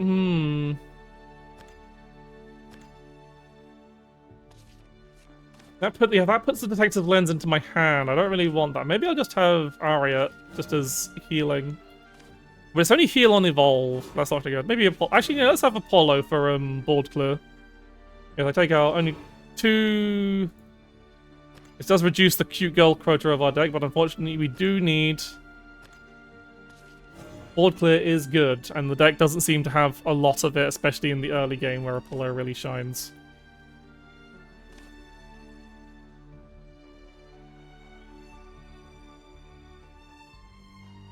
It's okay, yeah, we've got...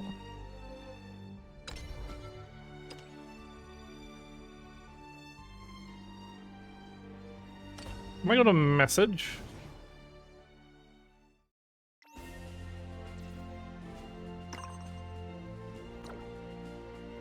It said I have a message. Oh, do I not? Can I not see my mess? Alright, it's grayed out my messages because I'm in streamer mode. That makes sense. I'm so confused it doesn't fucking remove the names. Because some of these names are a bit like nothing that's going to get me banned, but you just like, I don't think I want to see everyone's name in the lobby. I think I just want to see my friends.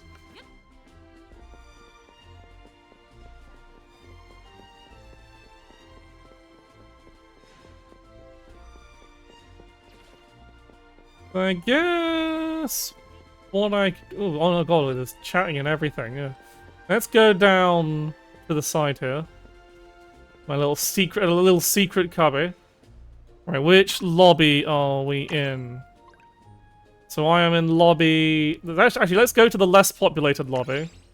You go to the least populated lobby, and then if people want to come find me, they can find me. So. One thing I wish they had is I wish they had like really secluded, like a really secluded battle table, because they have that in Grand Blue versus Rising. They just have some of the cabinets are just in like completely, really hard to get to locations, so you can kind of have like a semi-public match there with just like, rather than having to fit in the middle. I think that's cute. I guess we've got this bit. So we are in lobby.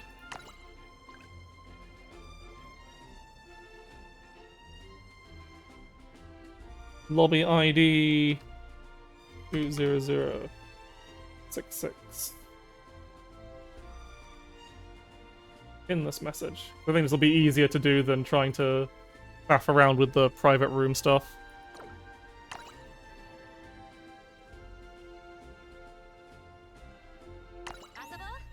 Yes, and I think people can quick match into the table, so...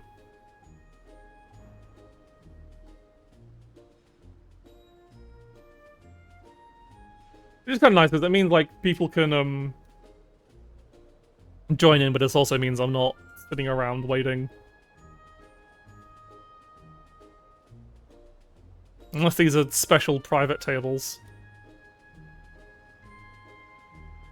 Yeah. They meet me on lobby... Aha! Someone has warped in.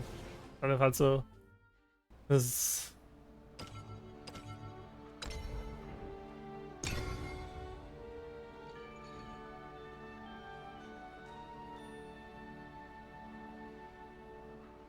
I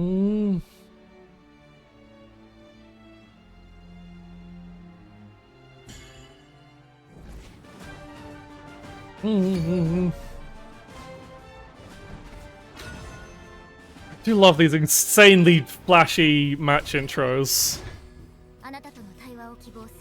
Okay. I'll keep Bellringer Angel in hand.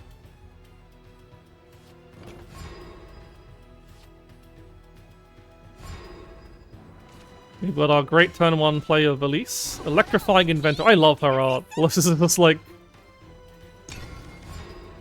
Yep, you want... the inappropriately dressed mechanic girl with big boobs is fixing my vehicle. Because they're playing artifacts as well.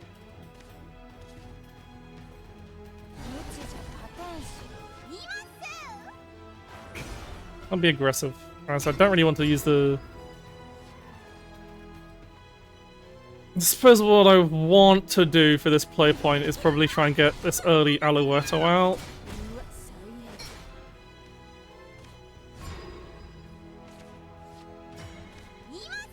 So I'll trade that with that.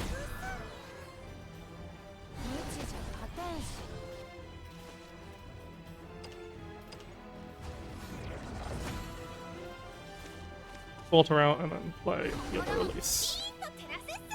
I'm just trying to think, what do I want to copy with Alouette, which is probably the board clear.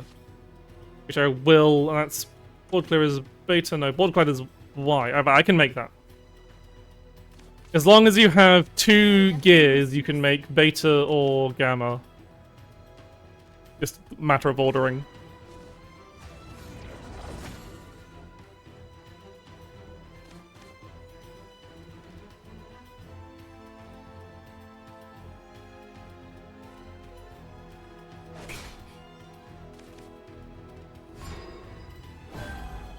Right, so now we'll use our bonus play point here.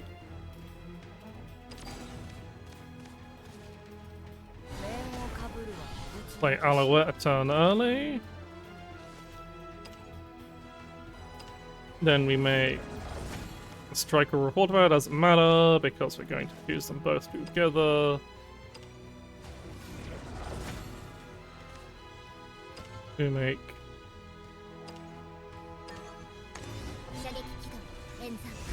and then evolve Alouette to make... I probably could have actually just made the face damage one might have been a better play here actually, because I don't have a... I was like, oh, I should clear the board, but they've only got a 1-3. But like having the board clear one out is pretty good. Yeah, I should have gone for face damage. I should have gone for the more aggressive option, I think. Still learning. As I said, this is a whole new archetype.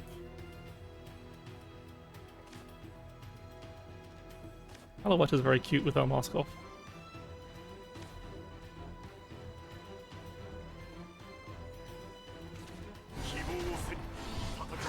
Okay, so they've put a big nasty ward in the way. I'm assuming they're going to take out this so that cuts, because otherwise, yeah. That makes sense! Right, what's my... Oh, that's sympathetic. Iron Heart. Evolve kills you. Yeah, that's why I don't really care for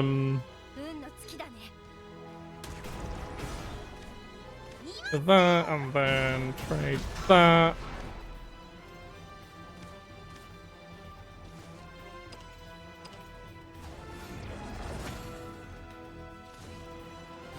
I'm working backwards up the line here. You have to be very careful not to accidentally fuse your ominous artifacts to your and we can play a bell ringer.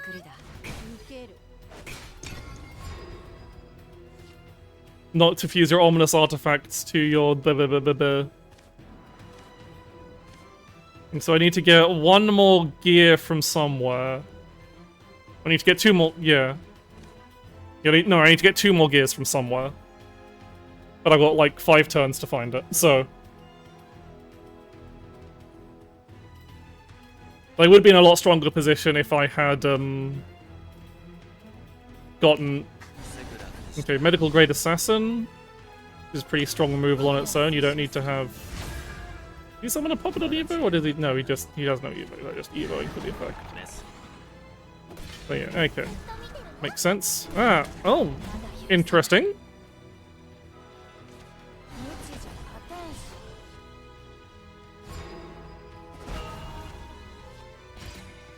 Okay, so... Don't really want to use up Bullet from Beyond on this guy, so I'm just going to... Stream of Life. And trade this. And then just go face, and... I do need to... I can do all the fusions in main turn, so I'm just going to turn. So floating a lot of play points, but there's not much I can do. Because that means I can... Oh, I should have bulleted for Beyond, because now I can't do an early Realmia. Shit. I forgot about the extra play point.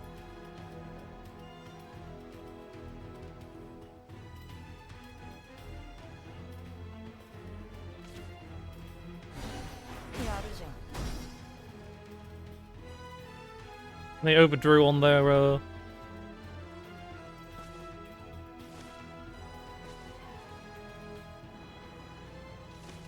I made a mistake. I could have had an early full Ramia board, and I fucked up.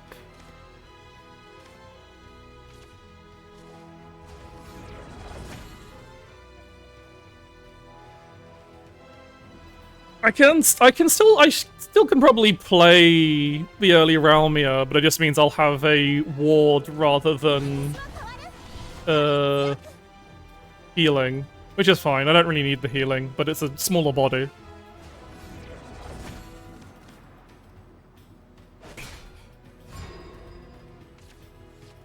But it's still probably worth doing, so use those two. Get my extra play point. So yeah, not the full ominous set, but close enough. I'll do the drag Super Evolve Realmia for my big dragon board. Because that's still face damage and board clear, so... And I might as well punch off one of them, because that's one extra damage. That's just one extra damage for no cost. That's what I need to remember. One thing about Super Evolve is like, even if it's going to get cleared off anyway, it's still worth like punting a 1/1, just because it does damage. It's one free damage. You might as well take it.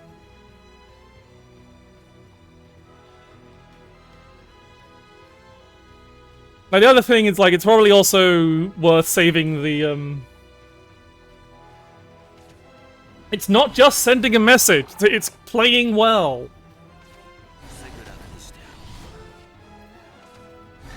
It's good gameplay. Anyway, they've lost. Does Super Evolved Medical Grade Assassin save their board? No, they can't clear my board.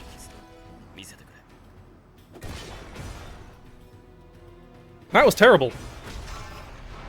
Yeah, they can... Did they forget? I don't think this person knows what Bane does. Anyway, let's not. Oh, I should have killed the Super Evolved Realmia, but oh well.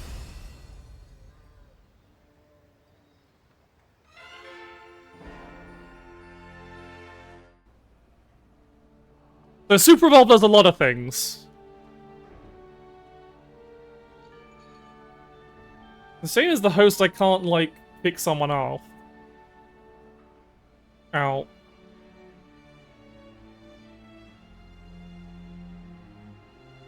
But yeah, so Super Evolve does a lot of things. So Super Evolve is plus... So it's +3/+3 rather than +2/+2. And... that follower, a Super Evolved follower, does not take damage or can be destroyed by effects during your turn. I guess I have to leave the table. Something unexpected happened. Oh, there's been an error with the lobby. Oh well. Yeah, so it's +3/+3, and it cannot be destroyed during your turn. And when it kills a follower, it deals 1 damage to the enemy. When it kills a follower in combat, it deals 1 damage to the enemy leader.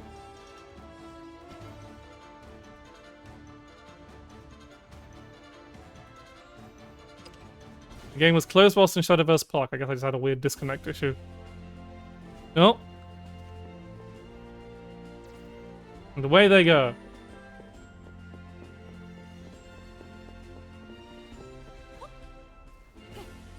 I guess I'll wait. Well, you can try and walk on the tables even. Doesn't work, but you can try. You can walk up here.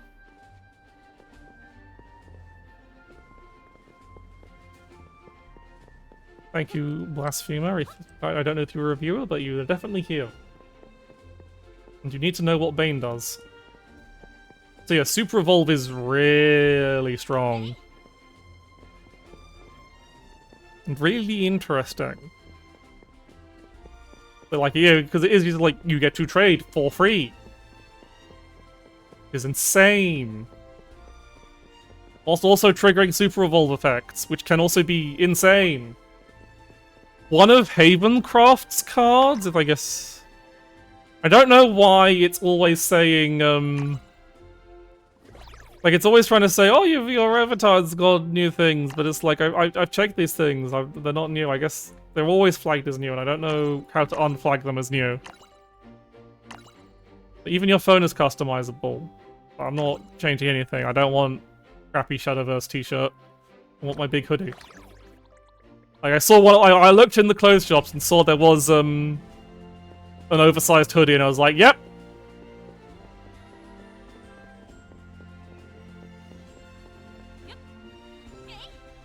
You do also get to choose your voice pattern. It is one of those nice games where it allows you to freely select all cosmetics and voices regardless of what body type you pick, so that's nice. And there's various, there's even like various character, I'll show off the character creator a little bit. It's fairly simple, but it's got a nice variety of options. Where it's like, you can be short.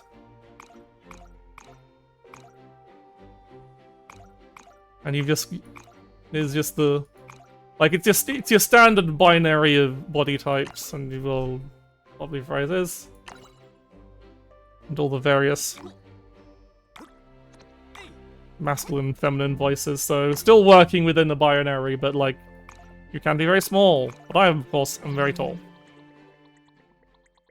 So that's cute. Like, you don't usually get, like, in these kinds, especially in these kinds of lobbies, you don't usually get, like, height selection. So it's nice. It's a nice feature to have. I get to feel represented as a very tall person. I get to be taller than everyone. And of course, there's the shop. We'll go to the shop because the shop attendant is cute. I am 194 centimeters, not including the ears. Some people are always like, oh, is that including the ears, you cheater? And I was like, no. Count the ears, I'm over 2 meters tall. That's fucking, it's annoying. These things keep brushing against doorways.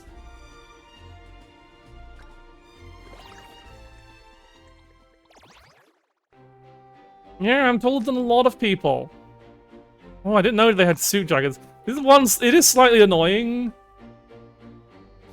Of course, the shop cosmetics do cost the same currency as packs, but they're honestly very cheap compared. Like, all of these are less than a single card pack, so. But as I said, I don't really care for any of these because I got my big hoodie. Comes in big colors. No, I don't care for any of these colors. Like the open shirt is pretty nice.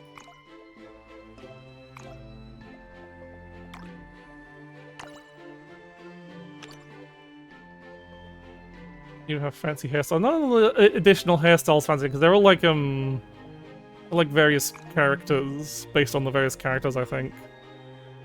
But none of them are particularly.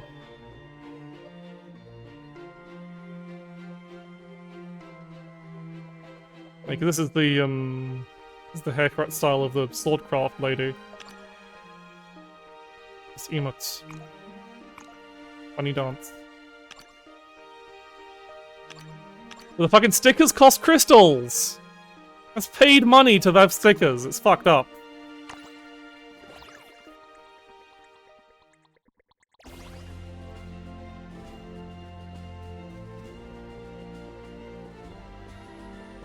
But yeah. It's also one of those games where, because it hasn't been made illegal yet, you buy your fucking premium currency, and then the premium currency is never in the right amounts, which sucks and is terrible. And I'm pretty sure the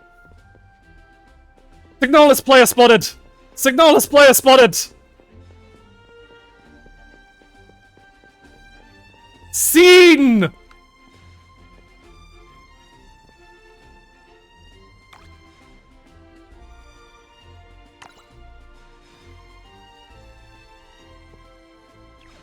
Okay, I've got that out of my system. Maybe it's a good thing I can see the names. She's even got the look! She's even got the look! She knows what she's doing. I mean, I guess because there isn't, like, fucking tattered rags and cancer-blackened hands as a, frostbitten hands as a character option yet. That's made my day. Just seeing someone... It's like... Signalis player spotted ban in the wild.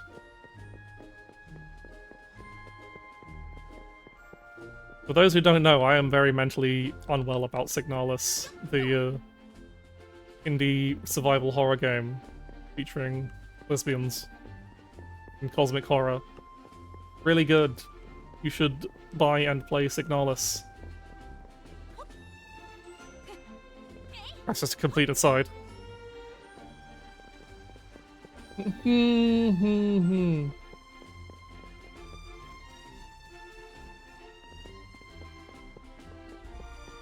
If anyone wants to play,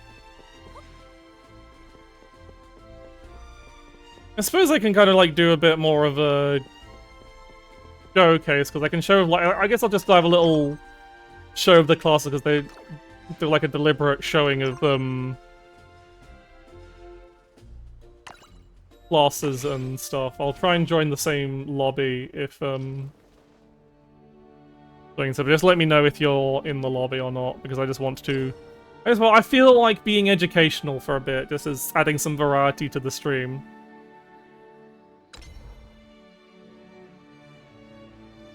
There's some interesting changes they've made.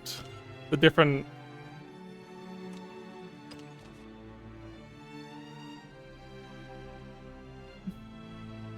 classes. Like, one interesting thing I didn't really notice until I started playing the game is, where's a fairy generator?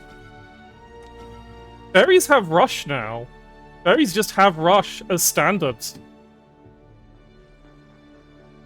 And I keep saying, every time I play against a Forest Craft player, I forget that, and I was like, oh yeah! Fairies have rush. If they're Forestcraft compared... So Forestcraft is mostly built around playing lots of cards in a single turn. They have a lot of cards that care about your turn combo, which is the amount of cards you've played this turn. So, like, a common one is combo 3, so you play 2 other cards and then this card, and then you get your combo 3 and you get this effect, which in this case is buff all your followers. And that's kind of, like, stayed true through to Worlds Beyond, because I think it was a fairly, it's a fairly robust, class identity. You can do a lot of things with it. One thing is, like, so an infamous... Rhinoceros was a fairly,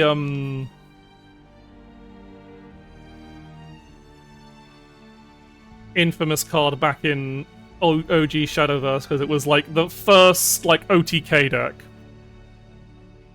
Because in original Shadowverse, the original version of Rhinoceros, it was a 2-play point 1/1 with Storm, and it gained +X+0 equal to the amount of cards you played before, but not including itself. This is an important thing. So Killer Rhinoceros, because of how combo's been reworded, does count itself, so it will always have at least 1 power. But importantly, it is a 3 cost. Which means you cannot fucking OTK with it. Unless you make a absolute shitload of 0 cost spells. There's only one way to make 0 cost spells in, see, where do we have a 0 cost spell generator? is to create Deepwood Bounties, which is a zero-cost spell that restores 1 health to your leader, and is the only zero-cost spell in Forestcraft at the moment. So you'd need to generate quite a lot of those to get an OTK with Rhinoceroach. Because you need 4, I guess. You need 4 and 3 Rhinoceroaches on hand, and you can OTK on turn 9. Which, you know... Foolish Absinthe. There is no luck command, you fool! Now you'll get pointed out. Ah! But yeah, Forestcraft is still mostly doing the same things. It's doing its... They've mostly done it like area focused, where it's like it's a bit aggro in this first set.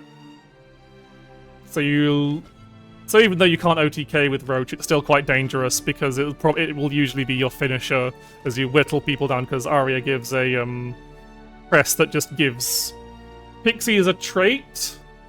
Apparently the only cards that with the Pixie trait are fairies, but so like Pixie is like any follower generated, will be like token generated followers by Forestcraft. They've done that a lot with a lot of tokens. A lot of tokens have a trait now that usually plays with that class's specific cards. So for Forestcraft, it's Pixies. And the like.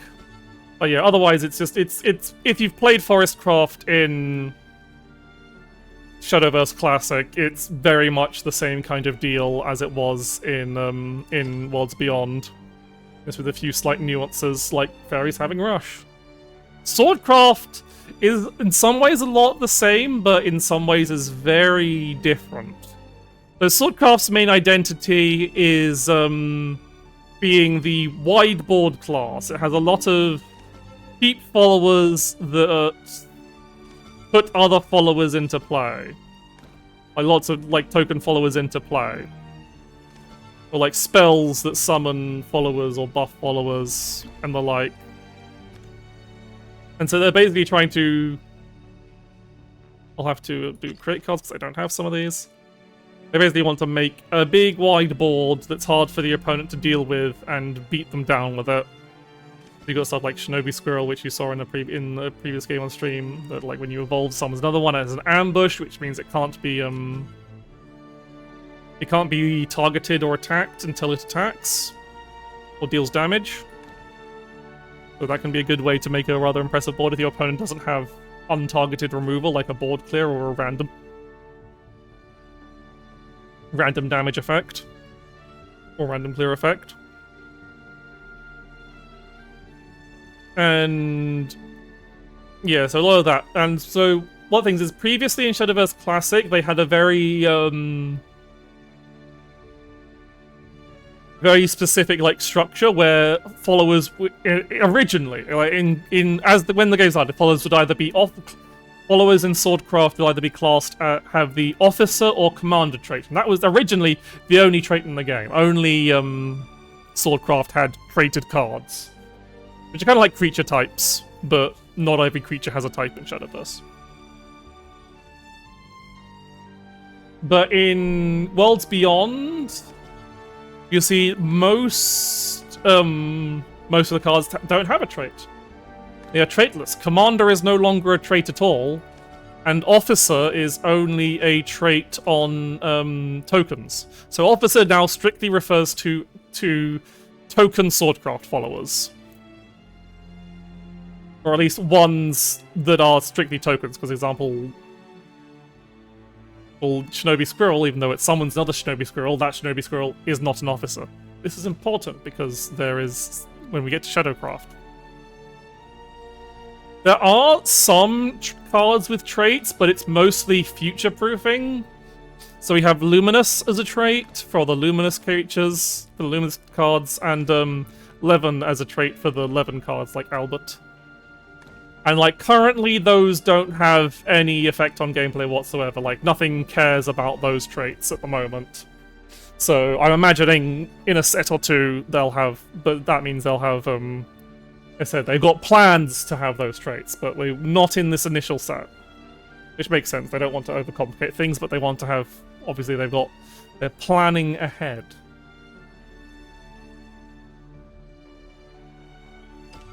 Next, we're on to Runecraft. Runecraft, again, works very, very much the same as it did in Shadowverse Classic in terms of spell boost and stuff. Spell boost is whenever you play a spell, any cards in your hand with spell boost, like Stormy Blast, get spell boosted. And what that means is their spell boost count goes up. And this has various effects depending on the card. So for Stormy Blast, this increases the damage that it deals when it starts at 2, which is quite nice. So if it's spell boosted twice, it deals...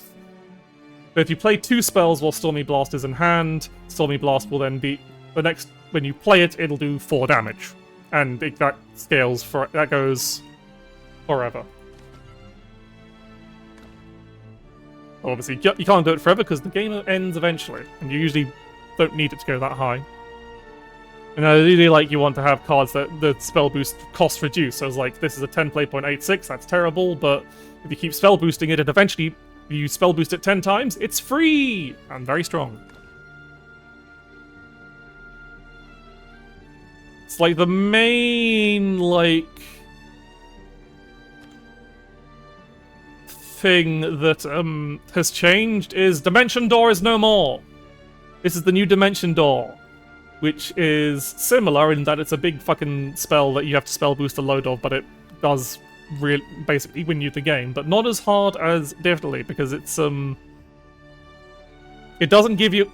Dimension Door simply said you get an extra turn. You get an extra turn after this one. And that lets you do a whole load of shit, because you can play a bunch of followers, then Dimension Door, then have your next turn, and all those followers can attack, and that basically kills your opponent. Dimension and Climb simply resets all your play points, so you kind of have an extra turn, but it's not a real extra turn. Also, means you are still beholden to the turn timer.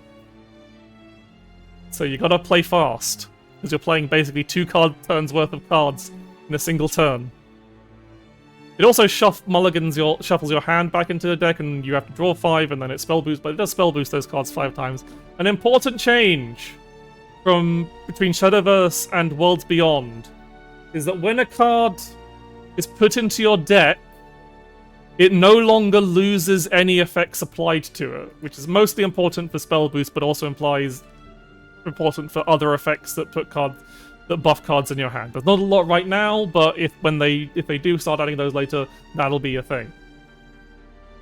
So like, if I have a Stormy Blast spell boosted by 3, and then I play Dimension Climb, firstly it'll spell boost the Stormy Climb, so it'll get buffed by 1, and so it'll be spell boosted by 4. That Stormy Blast that has been shuffled into the deck, when I draw it again, will still be spell boosted.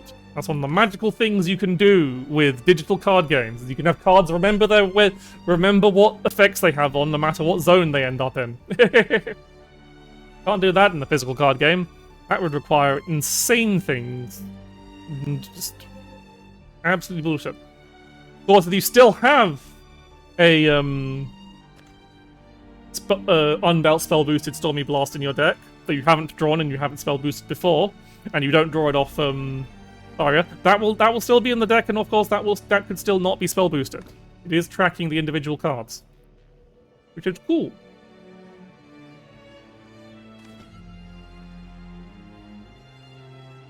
Runecraft still also has Earth Sigils. They work pretty much how they did once they started introducing stacks previously. But your stack also has the new Worlds Beyond ability, which is the Engage ability, which means it is an active effect you can activate on an amulet once per turn.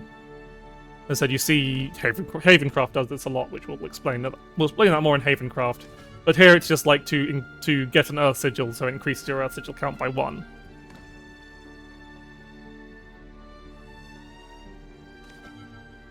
And that's mostly, again, just used for... It doesn't really have, like, a big splashy win con. It just has, like, oh, I'm going to make a shitload of golems, and you're going to have a really hard time dealing with all of them. I don't know if, like... so Earthright's probably a very simple deck to play right now. I don't know if it's, like... It is also the only deck currently that doesn't require any legendaries, I think?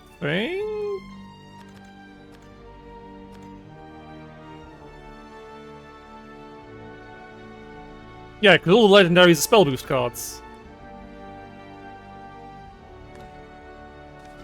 Designer and Grey are a spell boost, although they are just also like the solid board control. Gorn is spell boost.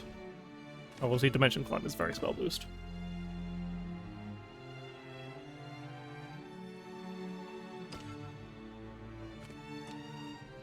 We'll move on to Dragoncraft. Dragoncraft is still doing its ramp nonsense, but now the basic Dragoncraft ramp spell is much worse! Hooray! The basic Dragoncraft ramp spell in original Shadowverse only costed 2 play points. And if you had 7 or more... So Dragoncraft is the ramp class, basically. It wants to ramp its play points and play its big splashy things that win the game. Like this big 9-10 storm. They care a lot about being in Overflow. Who's an Overflow card? You're not an Overflow card. You're an Overflow card.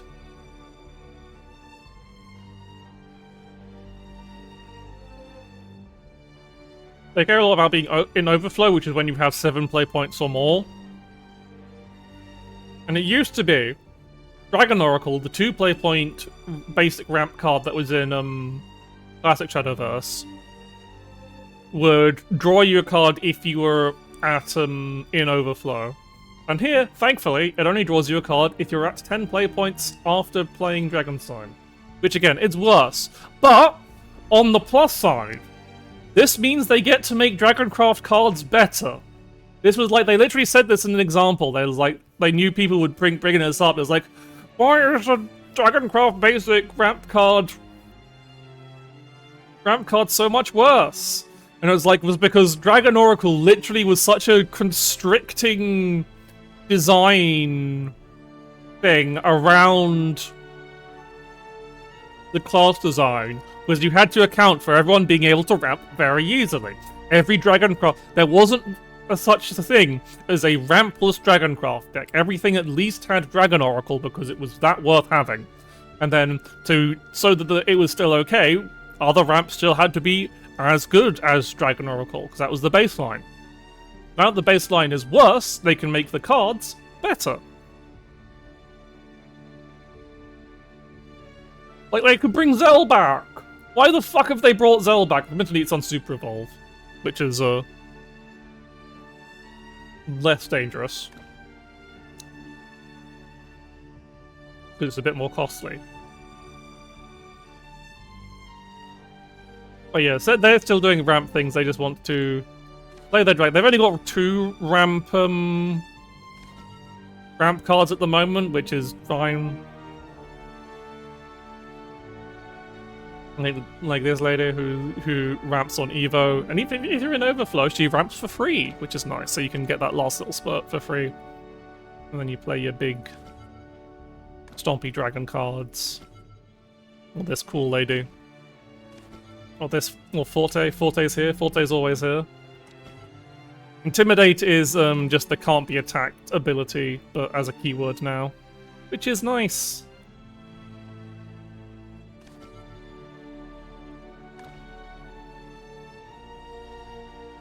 Or Garyu. He's here to just put a bunch of big spicy dragons on the build.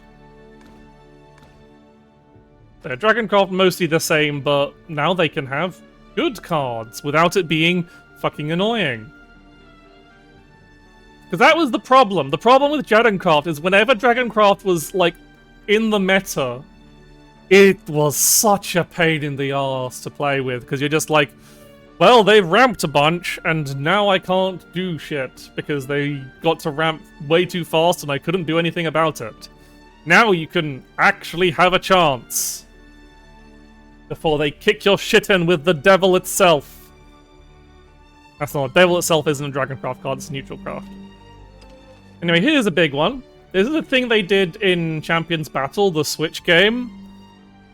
But Bloodcraft and Shadowcraft are no more. They have been combined into Abysscraft, and it's a bit weird.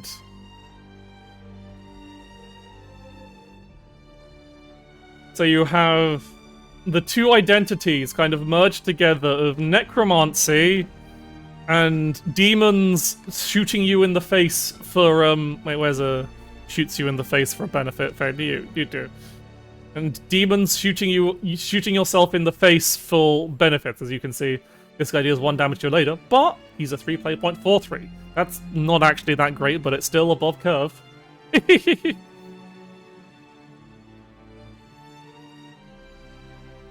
is kind of like a merged theme of lots of like cards that that destroy your own followers, and also the self-sacrificing of your own health.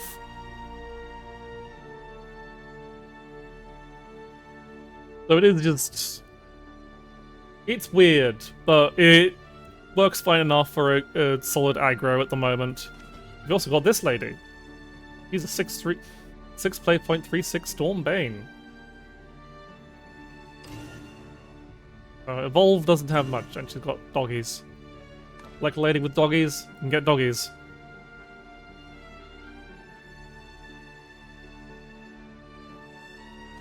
You like Gavis Battle from HoloLive? From HoloStars? Gavis Battle is here! Somehow! Not actually Gavis Battle, but Jesus Christ, look at him! Gavis Battle with shark teeth.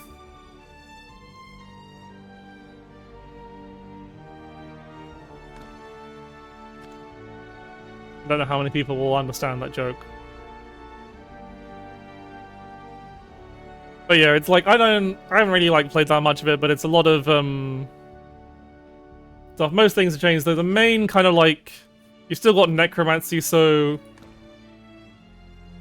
necromancy as a ability is whenever a card is, instead of having like a graveyard, like or a discard pile, then like in like physical card games or whatever. In Shadowverse, you have what's called your shadows. It's the shadows of Shadowverse, and it's basically a more abstracted version of a graveyard. It's like it is anytime. Basically, if you think about any time you would put a card into a discard in Shadowverse, it becomes a shadow, and then Abysscraft can use those shadows for necromancy effects. For various things to do, like for this little fellow who gets Storm if you have so like it uses up those shadows. So this guy uses up 4 shadows to gain Storm. Again, if you come from like Magic the Gathering or something, that's basically like something like Delve or whatever, where you exile cards for a cost to pay for a cost from your graveyard to pay for a cost, if you think about it that way, from Shadowverse. From, not Shadowverse, from Magic the Gathering. And like other classes, their tokens have also gained traits. Abysscraft's token trait... well, the Abysscraft Shadowcraft style cards have departed. As you will see if we look at a Bloodcraft style card. Forest Bat is just now bat for some reason. Can I click the bat? Bats do not have traits, but they do have Drain, which is nice.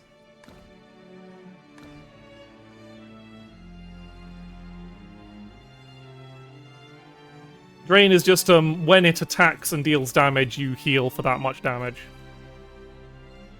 It's importantly only on attack, not like Magic the Gathering Lifelink, where it's on when it's attacked and is whenever it deals damage at all.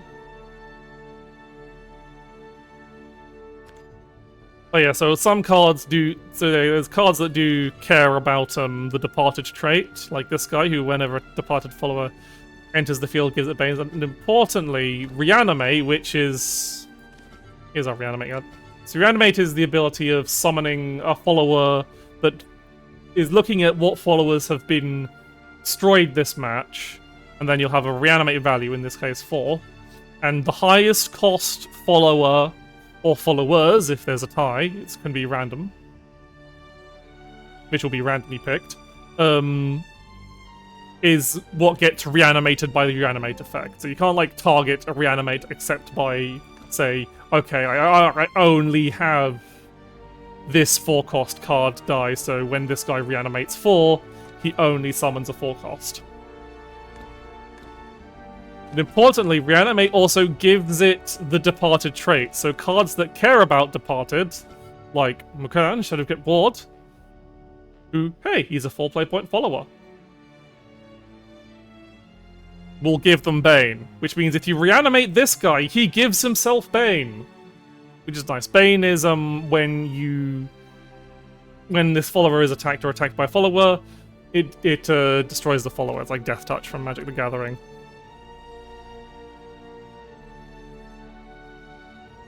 So yeah, that's like, then you've got cards that can like add shadows. Oh, they call it the cemetery now. Previously it was just add 2 shadows, but now your shadows live in a cemetery now. How delightful. That doesn't really matter much, it's just flavor, but I guess it just makes things a bit easier to understand.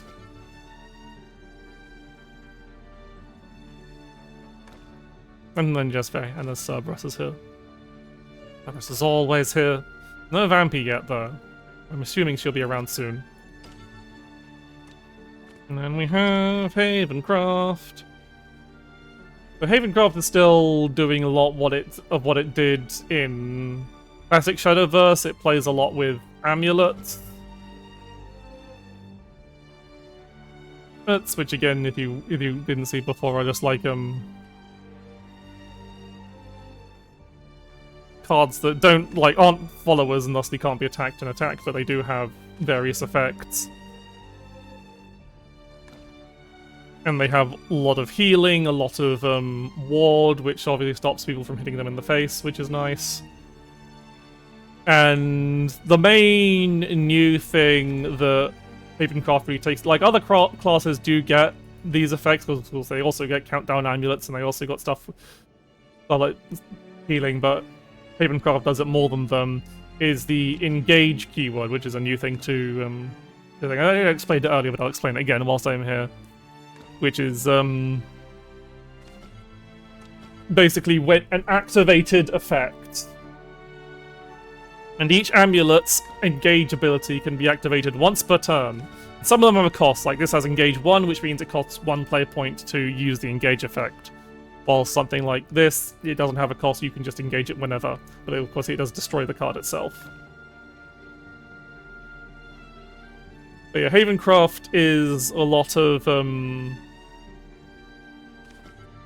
like a lot of the base idea is that you have these amulets and they have these countdowns, and then once the countdown is finished, the amulet is destroyed and you get its lost words effect, which is usually very powerful for what the effect is. Like, so this is a 1 play point, draw 2 cards, but of course you're drawing 2 cards 3 turns later. But you can advance that with the engage ability if you want to draw cards faster. But you usually only do that if you don't have anything better to do with your play points. And then usually you have stuff like this that summons strong beasties, and you can use the fact that your followers come out on delay to like prime them up with stuff like Jan's big board buff, so that you can be like, okay, I'll have my big stormy bird come in at the start of my turn, because that's when the amulets count down, and then I will be guaranteed to have a big funny bird when I play Jan, and Jan wipes the board, and all is good and fine and lovely. They also get the most board wipes. Themis is now a cup. They made Themis's decree into a cup.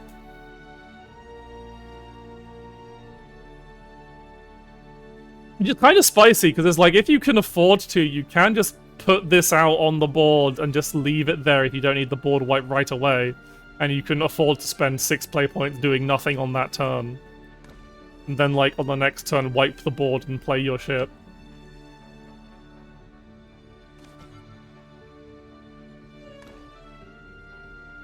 I don't see that many people playing Unholy Vis, so it might be a bit slow for now. But I think people will probably come around to it once they start playing against more. Because, like, a lot of people are playing very aggro-centric decks, which are decks that just, like, kind of, like, come out the gate swinging and try and beat down the opponent before they have a chance to think or play their game plan. So Unholy Vessel is a bit too slow to fight against that. You mostly want, cards that are a little bit faster, like Sailor, who also heals, which is also very strong against aggro. But I think once more slower mid-range decks, you'll start seeing Unholy Vessel a lot more. Also when people just have more cards because it's a gold card and not everyone has it.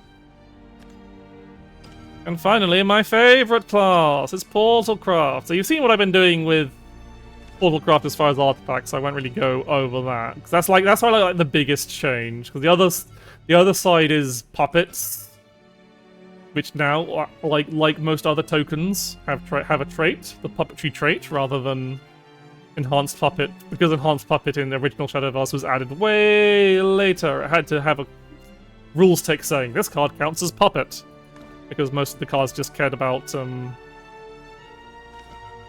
the OG puppet, which is a 0.11 with rush. Puppets mostly have the trait of the fact that they at the end of your opponent's turn they fall apart, so they're mostly just used for efficient, cheap trades. Because of course, like, enhanced puppet is a 1-mana 3/3, so that's very good at trading. And that's basically Puppet's game plan, is to just like trade down and control the board with all your puppets, and then like synergize with various other effects that benefit puppets. Like Noah here, who adds three puppets into your hand, and then buffs all the puppetry followers into your hand. And like Liam, who's a big splashy puppet guy, who gives them ward so that your opponent can't punch through them until they explode, and then when they do explode or get killed because they have ward and they're in the way, he gives them, they do 2 damage to the enemy, which adds up quite a lot. That can be like, I mean, that's mostly like 8 damage a turn, because unless you find a way to get Liam killed off. Actually, no, yeah, that's at most 8 damage, but that's still a lot of damage, especially if you they're usually killing someone with Orcus, who's a classic, who, whenever an allied puppet you gives Puppet Storm, which is very strong with enhanced puppets. But obviously she's an 8 cost, so it's very hard to do it. But she does Super Evolve to summon enhanced puppets. So a Super Evolve is just very, very strong. And she also summons Lloyd, who is a puppet. He is the strongest puppet, and he also has this handy ability that means that your opponent can't target anything but Lloyd. He's also the only puppet that doesn't fall apart at the end of your opponent's turn, so that's nice. Lloyd's a strong puppet, as anyone who's played Grand Blue knows. But yeah, that's all the classes, and you know what to do, what I've been doing with artifacts and the shit.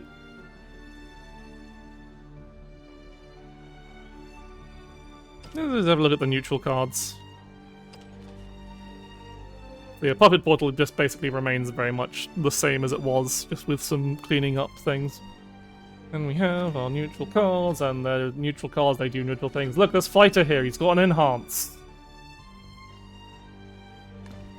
If you need a 2/2 guy, or a 5/5 guy for 4, here's your guy.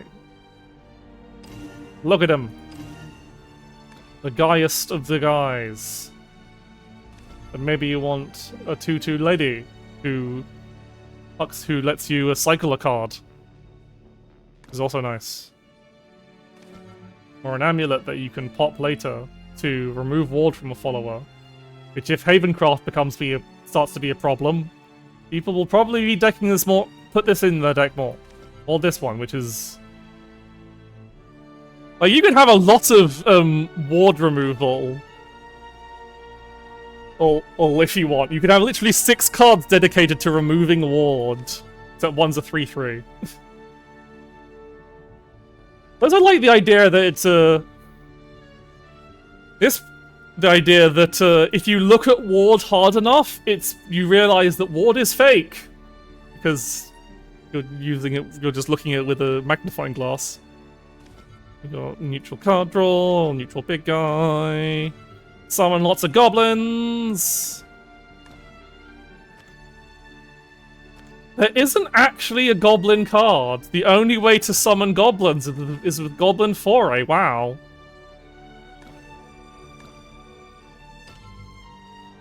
You know, this is all the basic card. This is basic and Legends Rise. So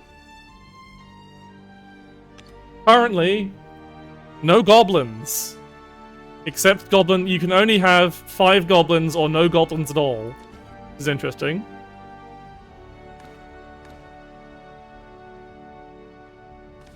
Look. There is something slightly terrifying about the new Bellringer Angel's life. Some people are upset that she has a name, but I'm just like, eh. Look at those eyes. Look at them. The terror. Neutral. Look at this fucking veiled twink. Unveiled twink. Veiled twink. Unveiled twink. He blows up an enemy follower on Evolve, and it's quite handy. Ariet's here. And we've got Mr. Board Clear. You'll probably see a lot of this guy. He's a very useful guy to have. Especially again against aggro decks. I'm not entirely sure if this card is good, but it cycles, and it gives an allied follower a rush, so maybe. I don't know if... People seem to be like... I don't see this card this often, but it seems strong because it destroys the... I guess because it's not like specific targets, so there's ways to play around it, because it only blows up the follower with the highest attack. So if someone could have a follower that has lower attack, but is more valuable, and you'd rather blow that up with a targeted removal spell. But it's also, board wipe. Well, a small board wipe, 1 damage. That's like another useful neutral card. Caravan Mammoth exists. It's a 7-play point 10/10, but vanilla 10/10. Is it worth putting in your deck? I don't know, but it is big. It could work in Dragoncraft if you like. You can give it Storm with Zell. I have a 10/10 Storm there, but I don't think that's better than just like playing and evolving like Genesis Dragon. And Olivia is here. And Satan is here. Satan is here and he's causing discourse again.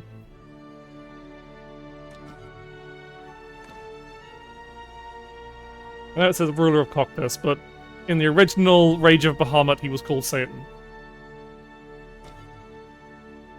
What's the Apocalypse deck? The Apocalypse deck is a 10-card deck full of bullshit! Like a 6-play point 10/10 Storm. A 1-play point 13/13. A 5-play point 9/6 that blows up, that deals 6 damage to enemy followers and the enemy leader.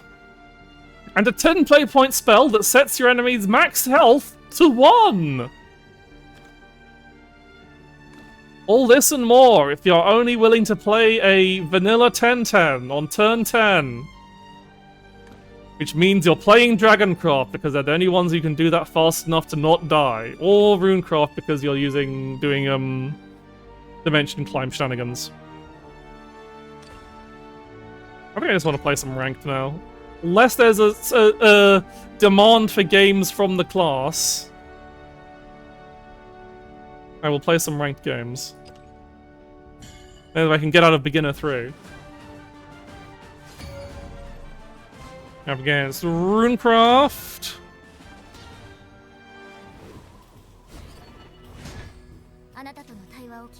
Okay. I don't need to keep two drops, especially when I'm going first.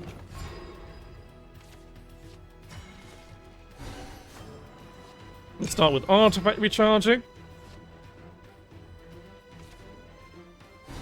Turn them on foresight, insight, whatever.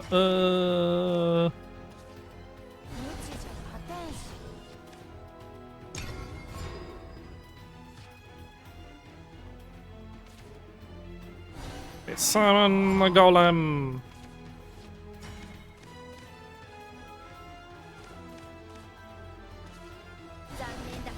Slightly inefficient turn, but I don't really have better things to do.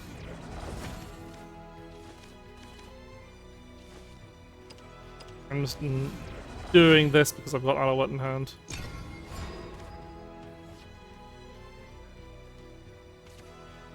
They're just drawing cards, that's fine. I'm trading. I am okay with this.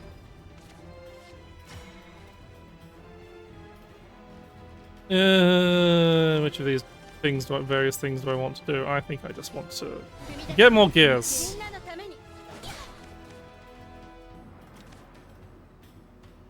And I will fuse this and this to get my fortified artifact Y ready.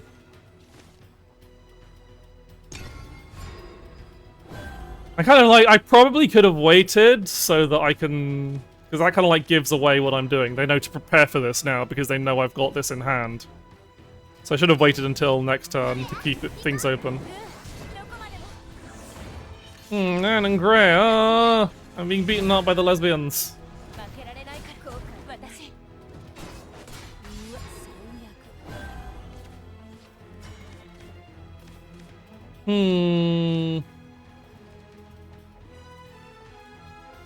It's somewhat awkward because of that. Like this will die on their turn, but it's got ward, so it's in the way.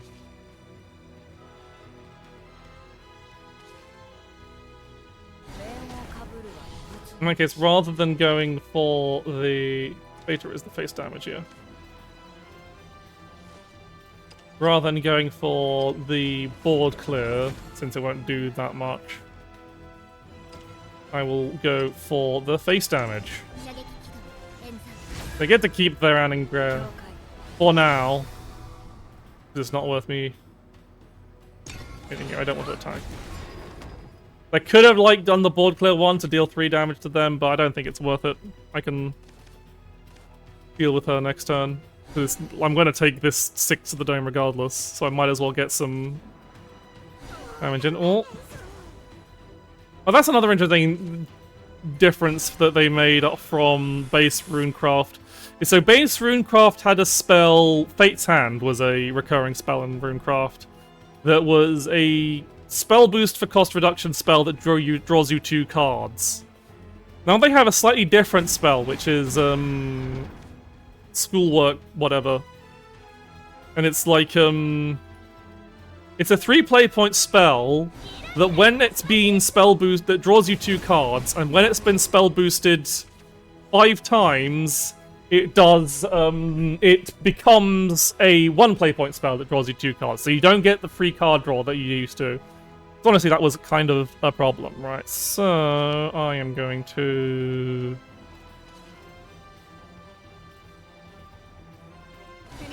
play this. Use one of these, and I just need 1 more to get the full set in hand. You evolve to make a thing.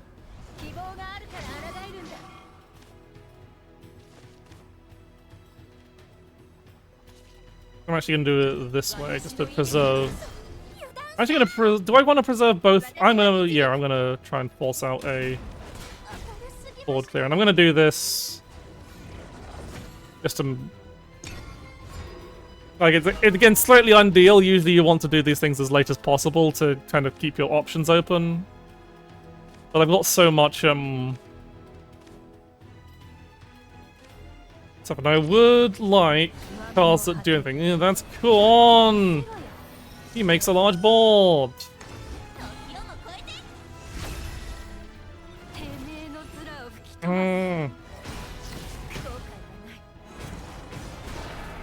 Alright, how the fuck do I deal with this? If I had 1 more play point, I could use the board clear ominous artifact to deal with this, but I don't.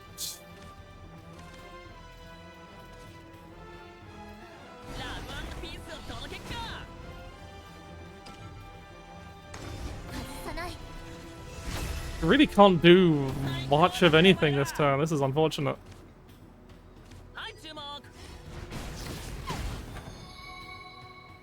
I can't. I straight up. Oh, I fucked up. I should have used done this as a super evolve. I forgot about the evolve effect.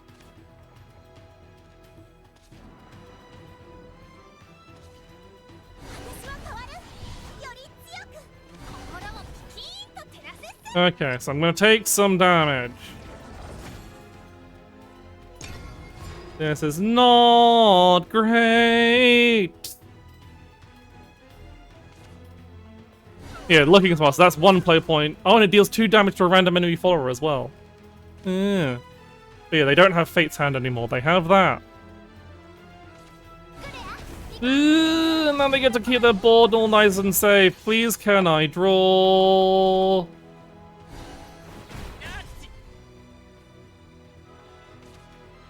Oh, that's Dimension Climb. At least they don't get to hit me twice. Like, if that's what Dimension Door, I would have just lost instantly on the spot there. But I'm in a bad spot regardless, unless I can draw something that helps me with anything.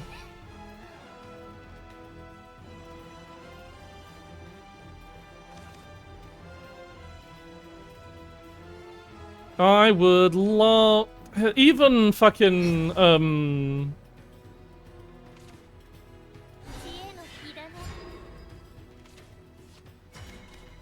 So I kind of... This is a really bad super evolve, but I have to do it, otherwise I lose.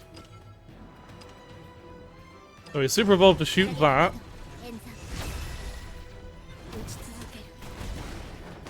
And we bump that off.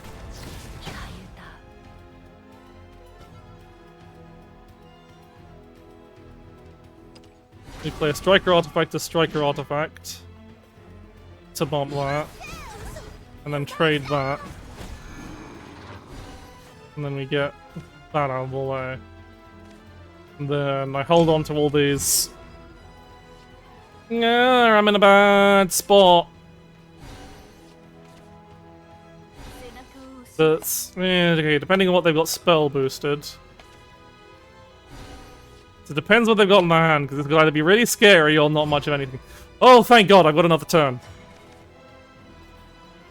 Okay.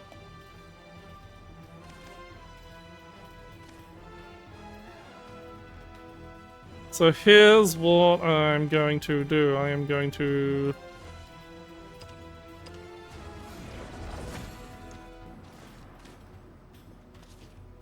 put a ward down.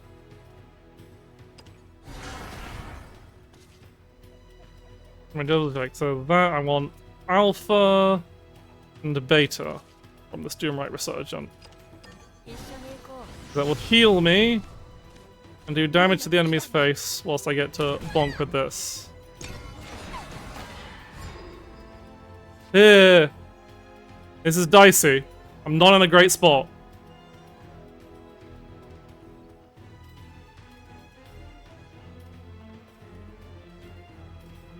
Like, if they play down a ward... Actually, most of their wards aren't big enough to survive, Masterwork, so as long as I live this turn, it should be okay. But they might still have some nasty things in hand.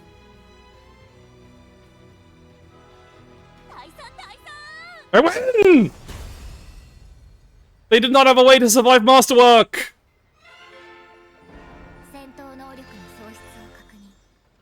We've made it a rank up!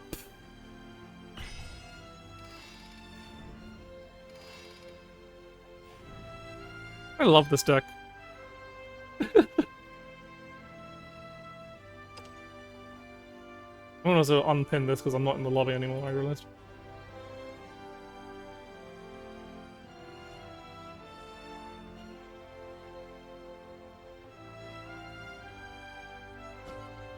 The match I was interrupting has been cancelled. No, the server... Ah, match found, okay. I was a bit scared, it's like, oh no, have the servers gone down? God, these battle intros are so beautiful. You've got Havencroft. Havencroft is a problem. And we'll keep a kitty cannoneer and not much else. This is much better. I do have... And no point.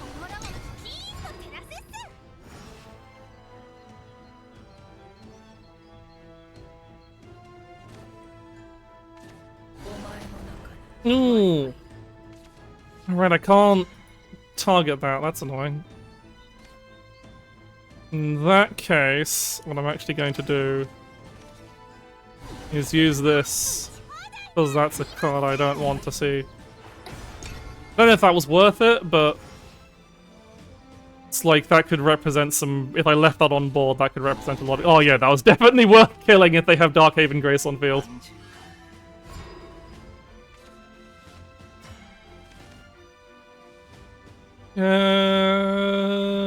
Yeah, I'll play UD for just for card draw. If she survives the turn, that'll be just grand. Next turn I need to make...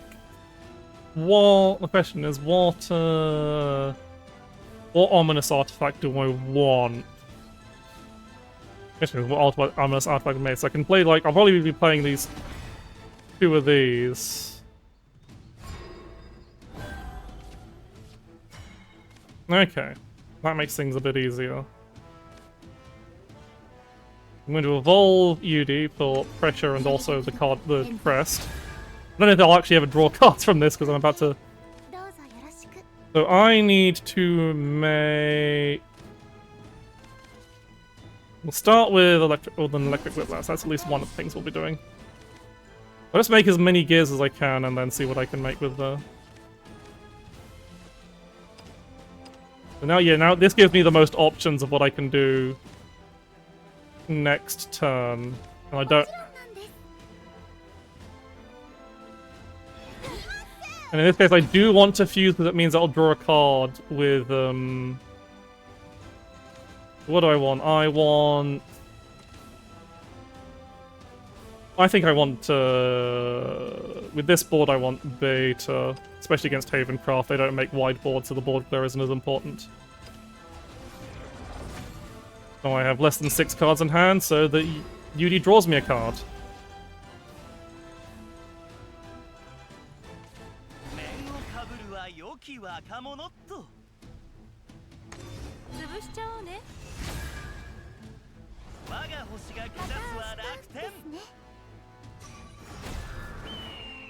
Ah, I forgot about the big bird!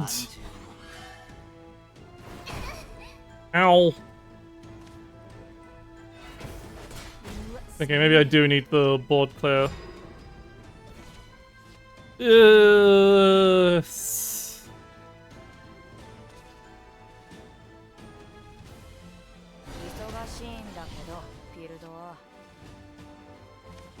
Yeah, I can't make an... I don't have... I could actually make... I can't make the board clear, damn it. I am one shot. I can make the heal. I don't want to make the heal, so I'm just going to do the risky play of just putting pressure on. Like, leaving any fault... Like, so I could trade here, but I think I want to... take this guy out and push more damage. Not entirely sure if that was the correct play. I get a heal from a UD at least, and again I'm putting on pressure. I'm getting my artifacts in. We're lucky they don't have a board clear. It is Havencroft. Darkhaven Grace is a really nasty amulet. Like, it's just like, whilst it's on the field, you just get to... You can at any point spend... that's exactly what I was afraid of! At least I'm only taking 5. Okay. Okay, I could deal with this. That sucked, but it's fine. Right,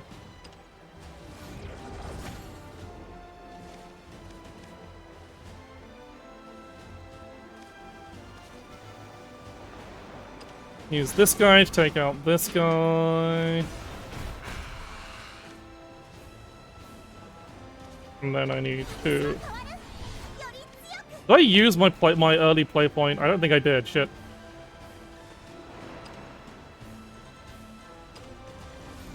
Okay, now this is kind of awkward, but I need it if I'm going to have any chance of clawing back my board state. I need to super evolve. I really wish I had a regular Evo point for this. But right, so I've got beta. I need...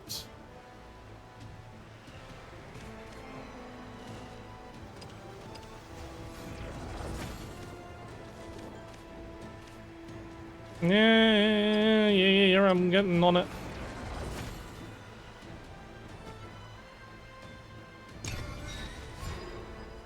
This is not great.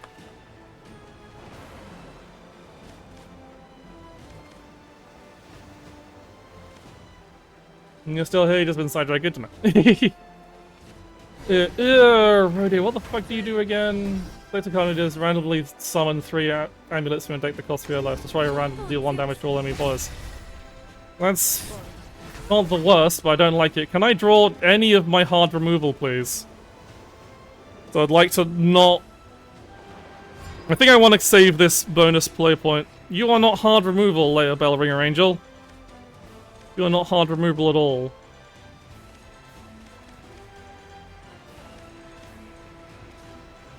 Right. I can kill this, though. We do this, we do this. We fuse you to you so that we get a striker to kill off you.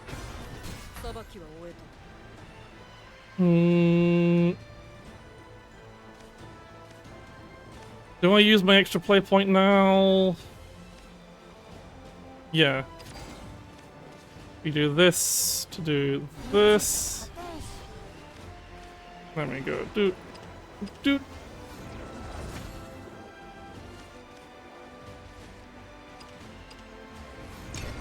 Okay. So we get our Ralmia next turn. We're going to start swinging things back in our favor. But we did use our bonus play point, so I don't get to have the early...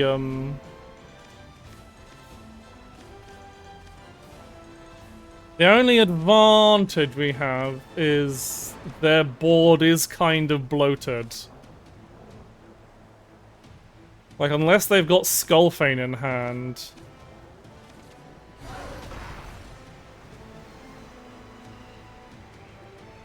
But you can't engage that. Or you can evolve it, I guess. That's fine.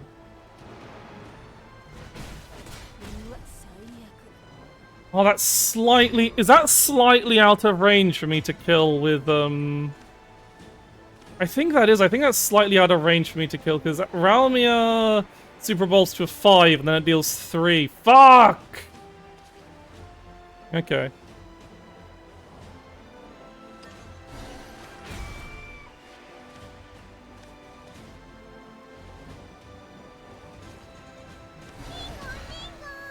And I might as well keep these in hand just so I can... Because these will just be... whatever I need, but yeah. That was unfortunate, but having 2 Darkhaven Gracers on their board is kind of gunking up their game plan, at the very least.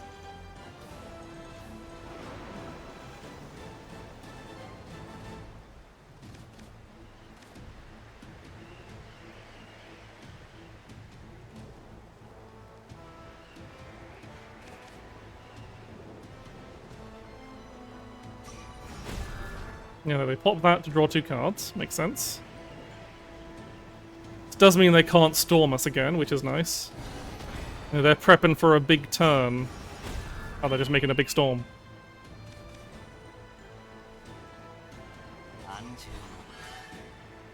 Unless they have removal for the bell... Okay, they do not have removal for the Bellringer Angel. This is a great position for me.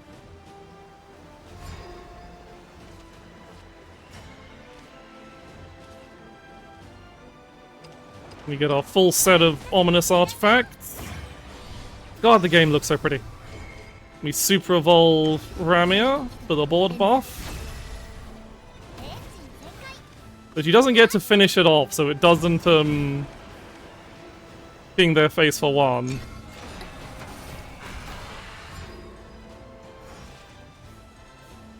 Is this perhaps like Hearthstone except not a bad game? It is, in fact, very good game. I like it a lot. I'm having a lot of fun. First time I'm seeing it. But it did just come out today. It's been live for less than half an hour, though it is like the second version of a game that's been around for quite a long time. Okay, so they have to Zhan an empty board, which is acceptable. The only problem is Zhan is slightly large enough to not get killed by the masterwork, and if I keep leaving them alive, they're going to fucking. Yeah, masterwork is 5, isn't it? Yeah, deal 5 damage to all enemy followers. Ah!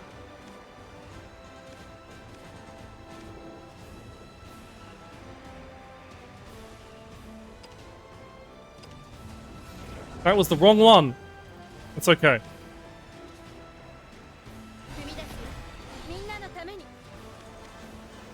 I want to do this way around.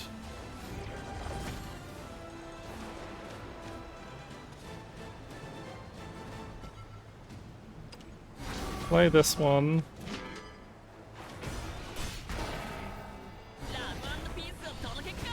I really do need... I think I need the magnifying glass in this deck.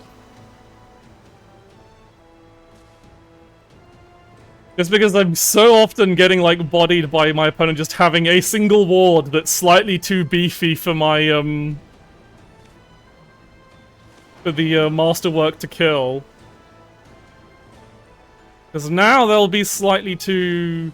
They'll be able to heal up out of my kill range. That is not a ward. He is quite large, though, which is a problem.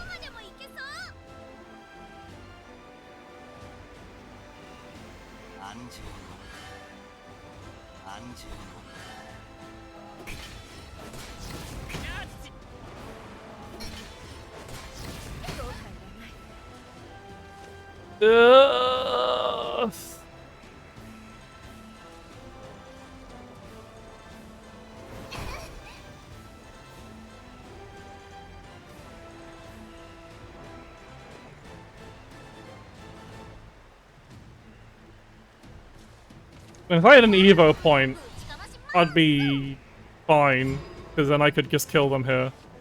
But I don't. But I have to do this, otherwise I'm dead.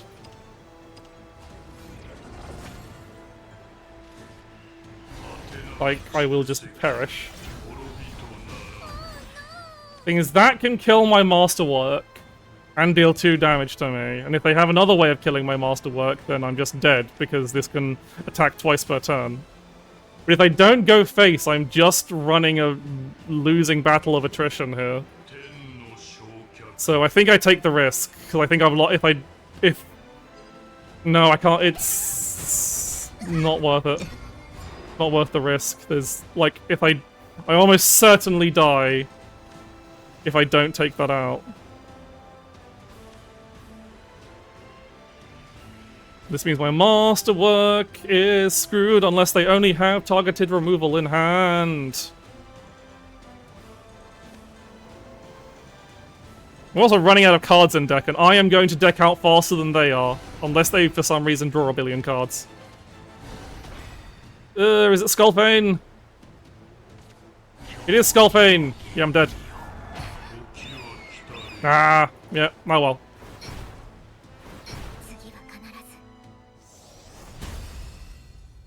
Ah, well.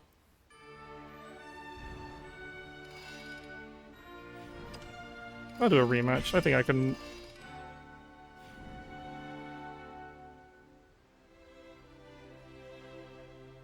No one wants a rematch.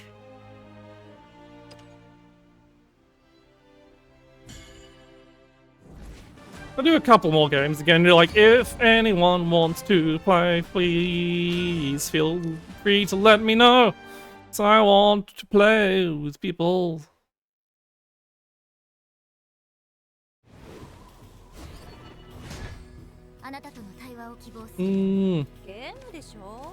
We don't want Rami, that's a late game card.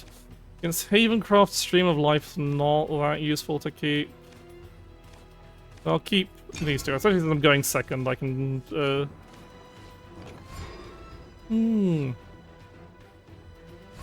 I get Cannon out. Cannon helps a lot. So I'm actually going to go for the very aggressive play here. Because I'm going for a Cannon play, I don't really want to need to accelerate my turn 4. And they've also got a very aggressive play.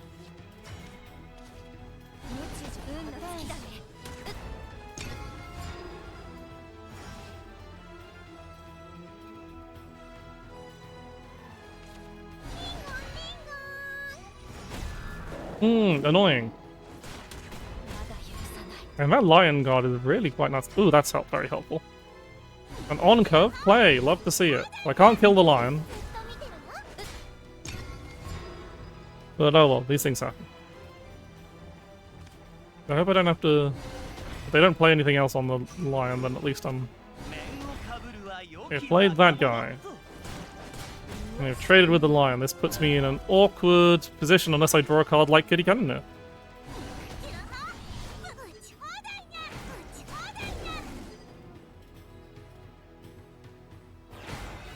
And deal with him, because otherwise he just blows my stuff up.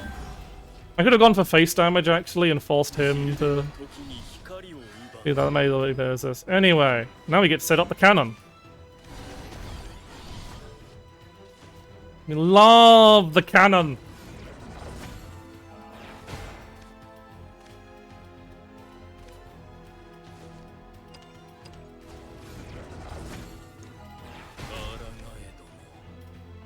I said, might as well save my fuses for when my opponent has stuff on the board or when I directly need them. So I got the cannon now.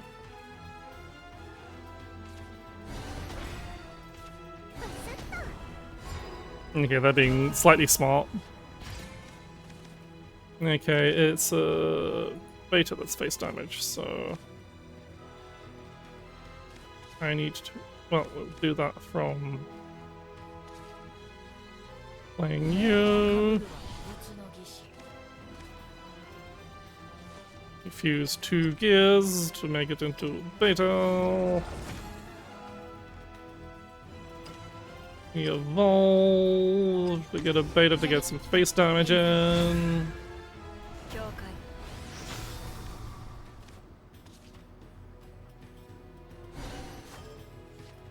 We get some more gears now, and we don't accidentally add a play point for no reason. At this point, I'd probably like save it for getting a turn 9 masterwork out.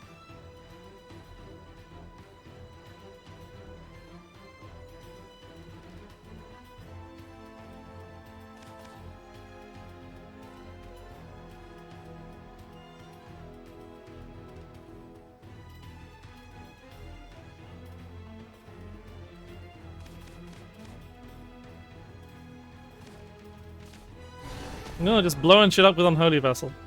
You're just popping that instantly. Yeah, fair enough.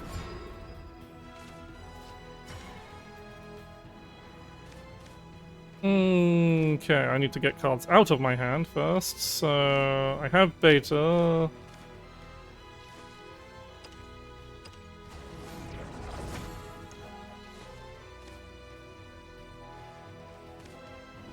This annoyingly means I'm using up fuses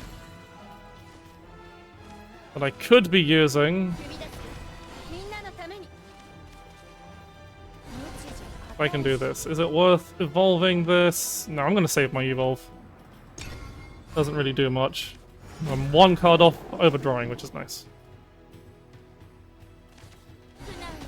Lapis! Shining Seraph! That's going to beat me in the face!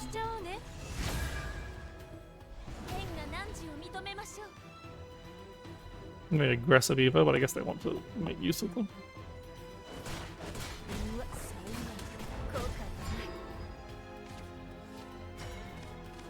Okay, now I want to do a bunch of fusing, so I still need to make alpha, so I'm going to fuse a couple of these. Actually, I'm gonna bullet from beyond you. And then...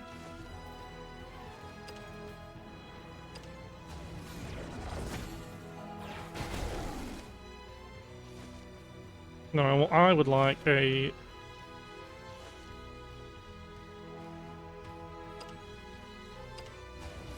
I would like a wall, please.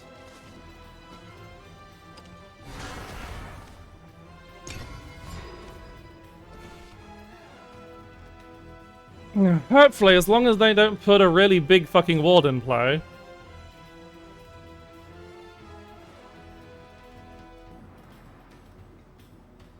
Well, it might still be good, because I get... I need more stuff. They just get another fucking Lapis! Of course they have a second Lapis in hand. At least this doesn't stack. That would be unfortunate.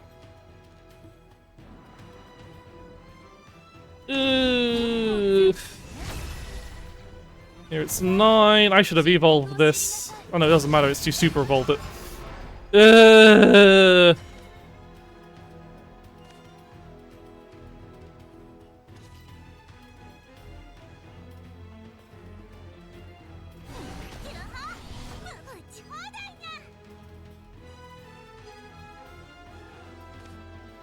Evil.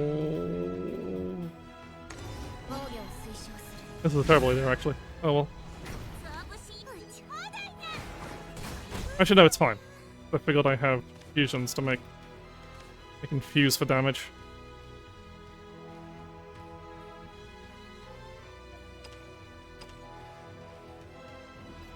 I forgot I need to remember 3 damage to enemy followers and 3 damage to enemy leader. That's what I need.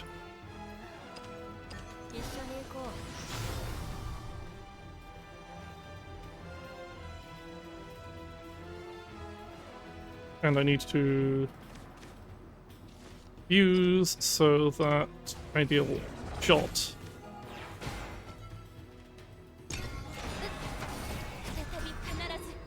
This is not great.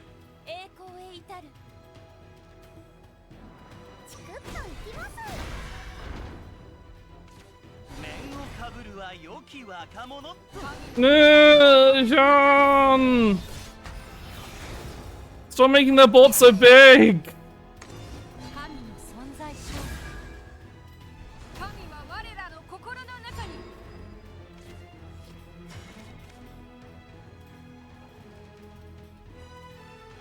Do I actually have a response to a board this large?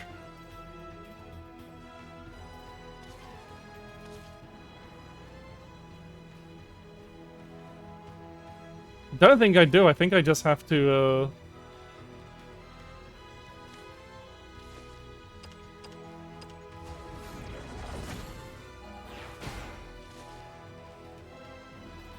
yeah, no, I'm fucked. I can't beat Havencroft!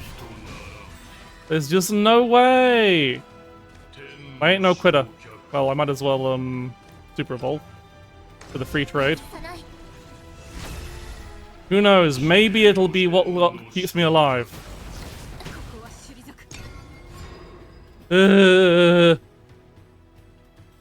wish that shot in you.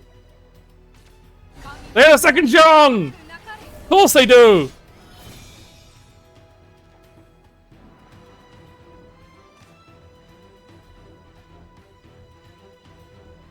John and Lap... What was that trade? Excuse me? They like, oh, they don't have any fucking masterwork left. Why didn't they, like, evolve? That was a very weird play.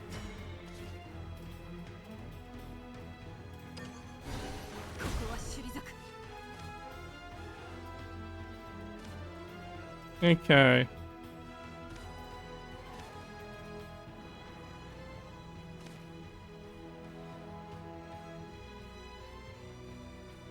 Which one is heal? You're 3 damage to all your force.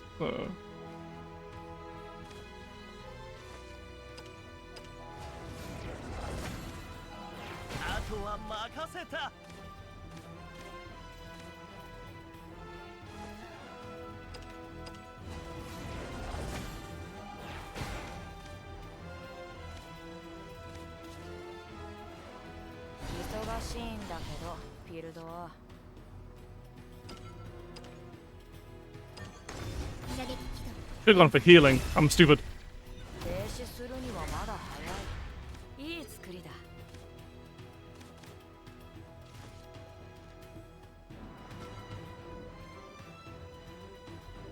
Oh, I forgot to take the extra damage. I'm frazzled. I'm frazzled by just being...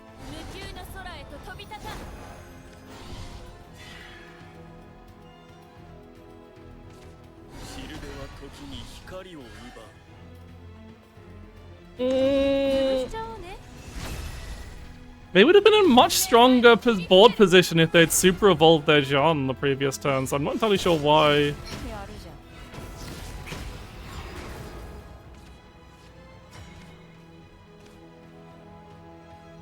Well, I'm very, very dead regardless. Actually, no, I'm not.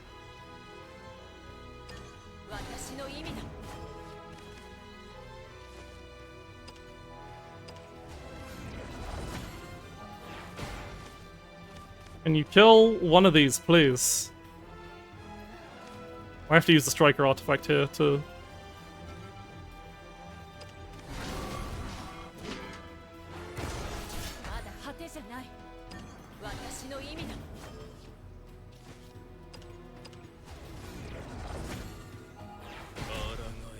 Oh, they're just gonna kill me with, Well, now I have to play the fortified artifact because, yeah, they're just gonna kill me with Lapis.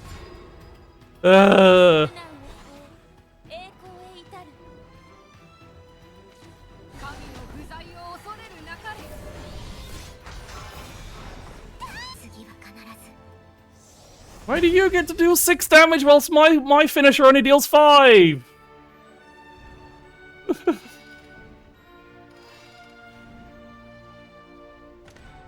That makes me wonder. I wonder if, like, Havencroft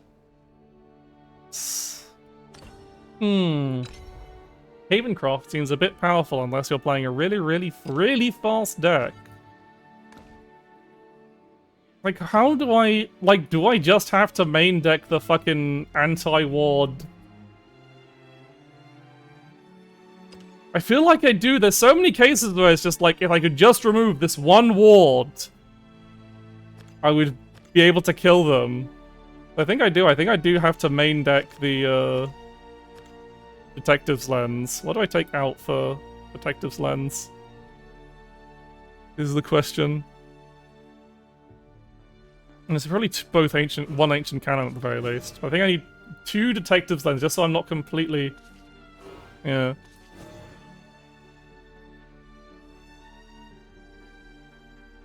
I think when my finisher is a single big storm,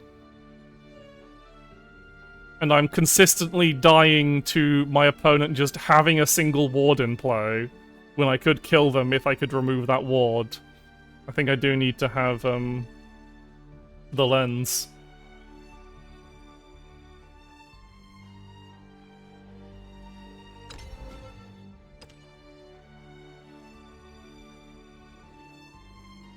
Let's try one more game.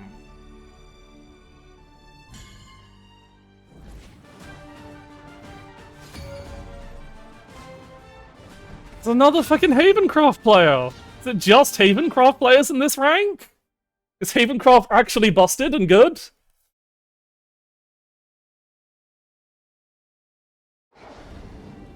Or am I getting stream sniped? I haven't checked. Right, I don't want to keep any of these cards.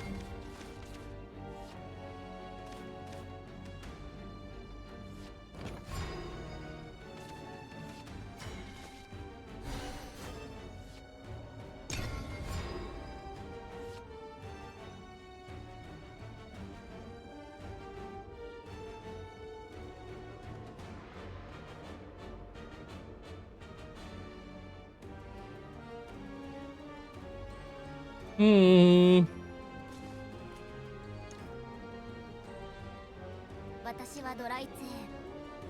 Say hello.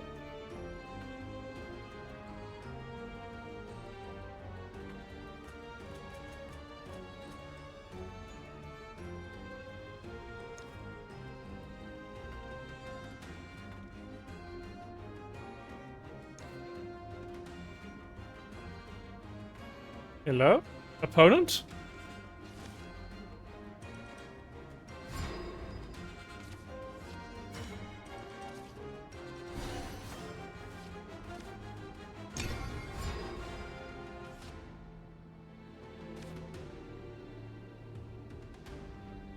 Here's my opponent, AFK.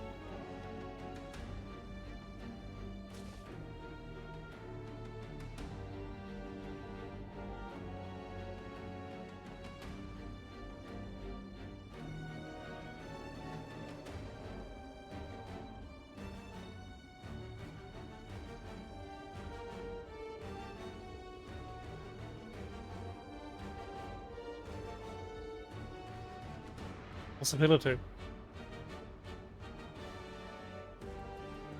It feels kind of awkward because if Havencroft is like, because Havencroft has the ability to make a very big, strong board, and has all the board clear, and has the banish. The best class to beat Havencroft is Havencroft, and it's like, eh. I need to make some space in my hand. Just make one of you.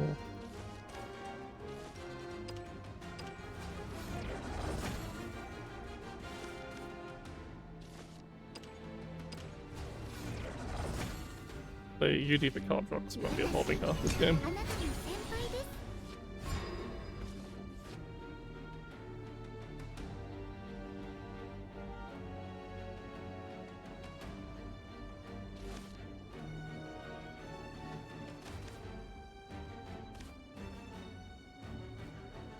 I don't actually have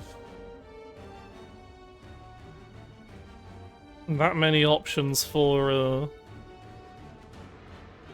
like dealing with like actually getting to 2 artifacts for Doomright Resurgence, which is annoying. Hi, Vixie. I'm playing against someone who is apparently asleep. But they're not AFK, because I'm pretty sure, at least how it worked in previous Shadowverse, if you passed, if you didn't play anything for multiple turns in a row, it auto-conceded you.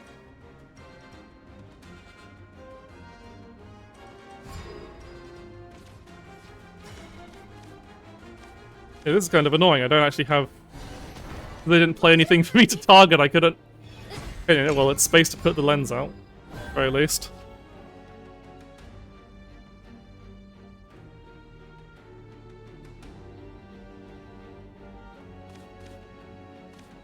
Like, all of my cards are reactive cards. I can't... I need an enemy follower on the board to do anything with these removal spells. And if they're not playing anything, I'm just gonna have a chunk of hand... a big hand that I can't do anything with. If I'd known they were AFK, I would have gotten the fucking, leader damage artifact. And just killed them quicker with that.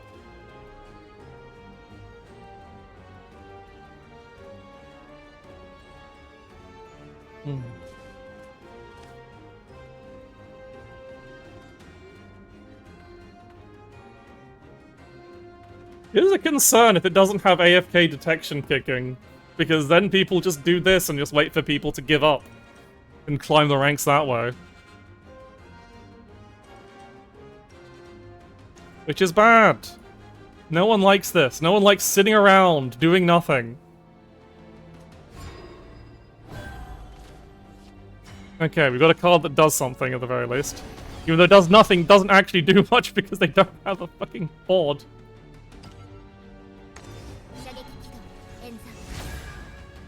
But here it's like bizarre because they didn't have this problem before. This was a solved problem. Why is... So I can only assume that this person isn't actually AFK. Maybe they've got a bot script. That's just like tapping a button. Or maybe it's just not working. But yeah, they're just not playing cards. And if they aren't playing cards, I can't play my cards.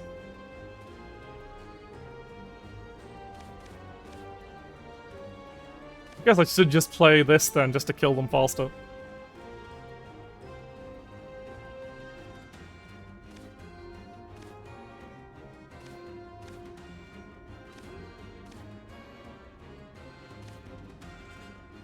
I think Ancient Cannon might be a bit of a, trap. I don't know how good it actually is.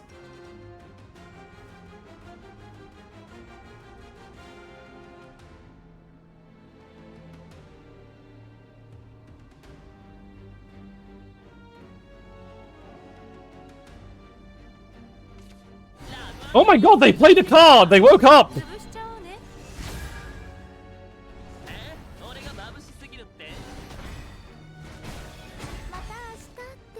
They really were just like asleep at the goddamn wheel, and I still don't have any cards to play because they didn't leave a board on. I need to play them just to have him out of here.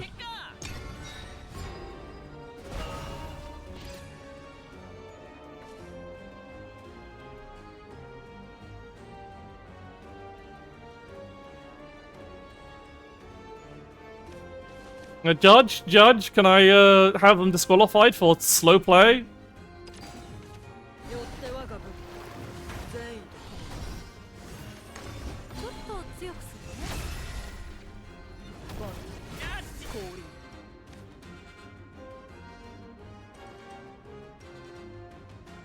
Okay, sure, but importantly, you've given me a target. That's all I need.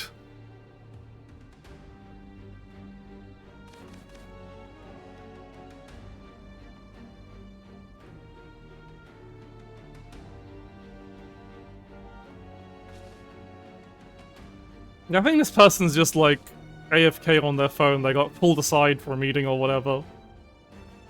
Someone was talking to them and they're like, oh shit!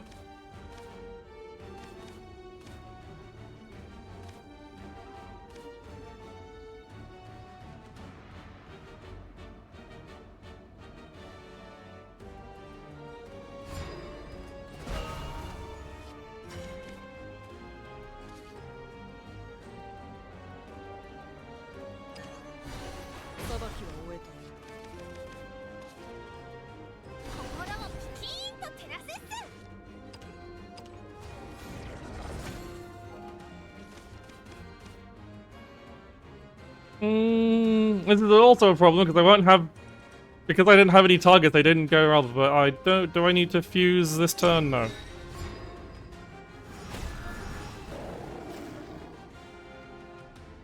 I can save my fusions for next turn, where they will have more value.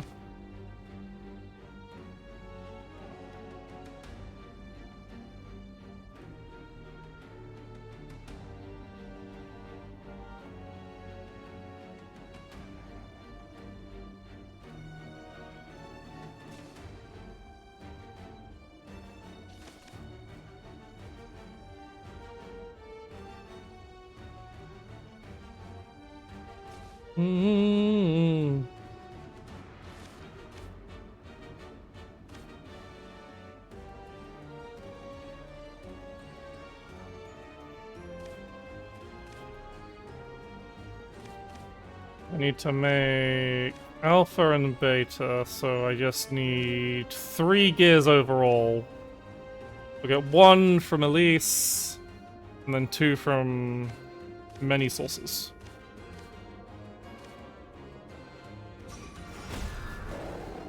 Give me 2 lions. And an avian statue. I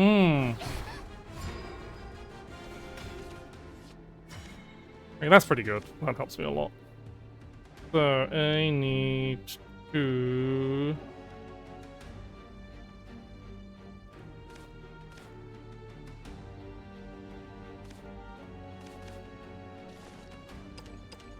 start by using these two.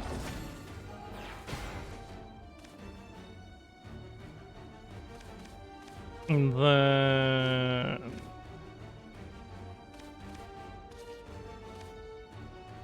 I need to set up for Realmia next. Alouette will do. Fine, actually, perfectly fine.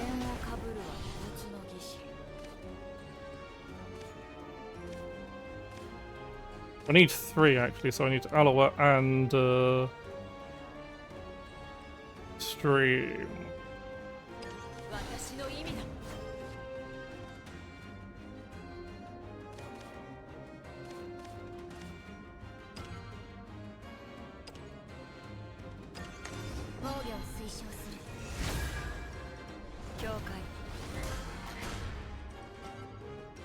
Yeah, I don't want to attack because it's cold. Alright.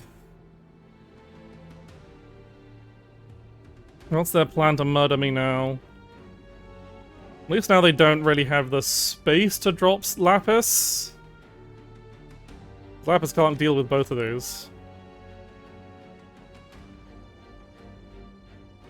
The only problem is I don't have the space for the full ram because I've got the Ancient Cannon and the Detective's Lens. No, it's fine. I don't need to heal. Hopefully, maybe.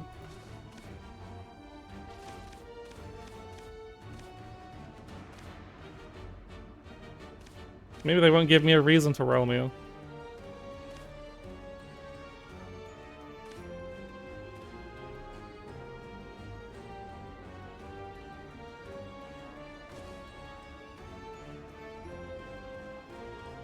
It'll be so fucking embarrassing if I lose against an opponent that was AFK for like 5 turns.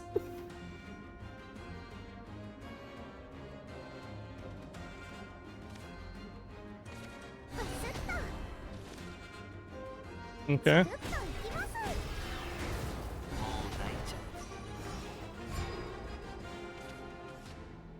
Okay. In that case, we go. We don't bother with Realmia here because it's better to save that. I want to.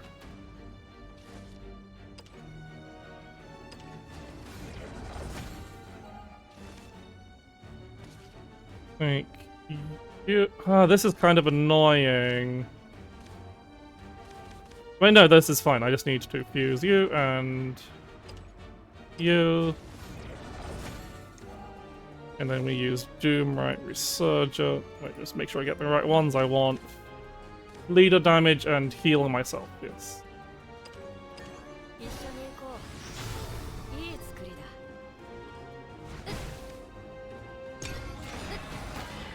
I'm sitting at 19 health.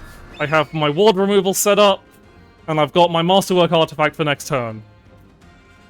And I've still got full Super Evolve points. They need to play at least 2 wards. Both of which have more than 6 health. And or heal for 13.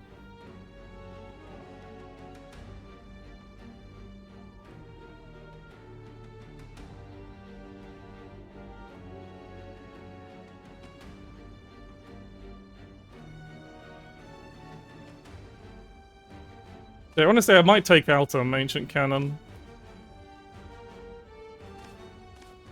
It just kind of ends up being a board space hog, especially if I need to set up a Detective's Lens as well.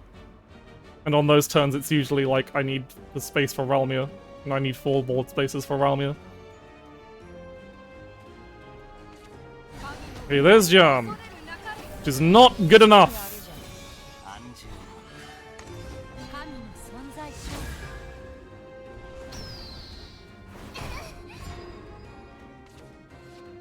And here we go!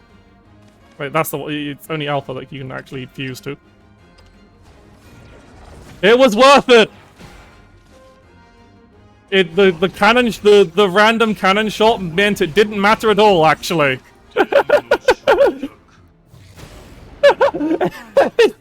Just the lucky shot from the cannon meant it didn't actually matter. It would have mattered if they had, like, super evolved Jan to be on the safe side. But... I know, I didn't mean to go into another match. Oh well. But we had checkmated them regardless. It didn't matter about the canon. Is the important thing we have to know here. I haven't seen Dragoncraft in a while. What's he doing with that, like, chest window, you old man? Oh! Sorry! Okay, I don't really want Bellringer against Dragoncraft. They're fairly slow. Oh, this is a much... yeah. Like, this is ideal. Ooh, this is even more ideal. You want to be as aggressive as possible, so we want these nice, aggressively statted followers.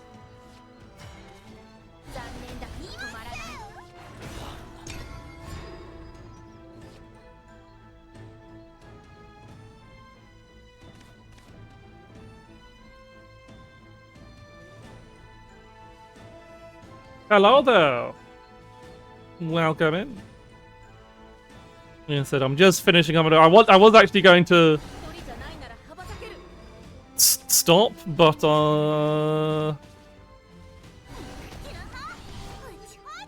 stop, but I accidentally killed it. I am fine. I'm doing well. I'm enjoying the Shadowverse Worlds Beyond. Hi.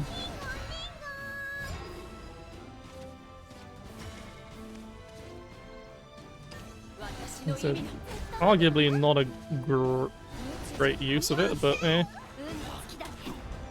He uses my play points efficiently.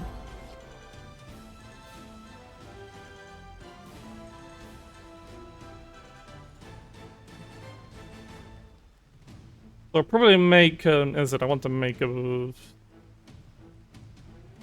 my most expensive thing, because that means I get to start drawing cards with UD. Okay, so UD is good. Okay. I can call you on it. Good to know.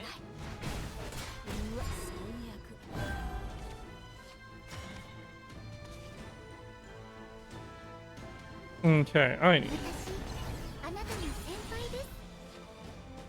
Can I get enough cards out of my hand is the question.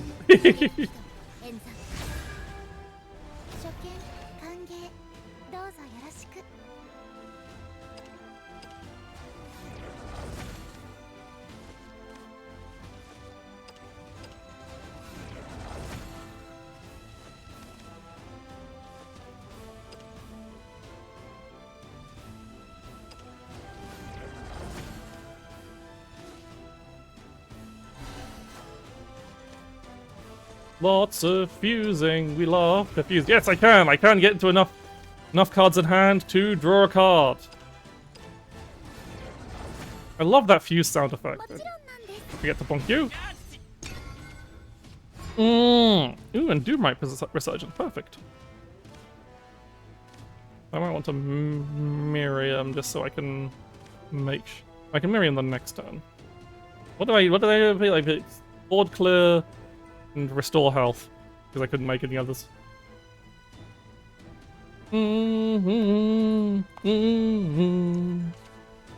He's ramping. Ooh, that gives me... I have that. Okay, in that case, maybe I don't want to Doom right with what I have in hand. I would like to do...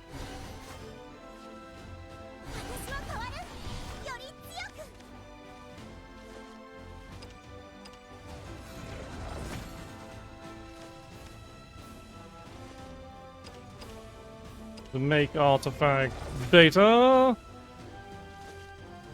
And we get to draw again. Nice. Extreme UD value. Thank you, Senpai. You weren't aware UD is like the tutorial character, and they kind of made her a little she's so overbearing that she's kind of yandere with it. Which is kind of funny.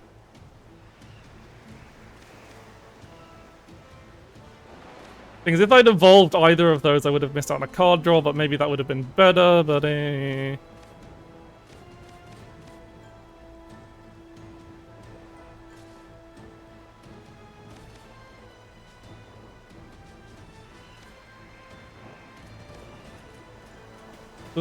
arena's not interactive anymore. That's a shame.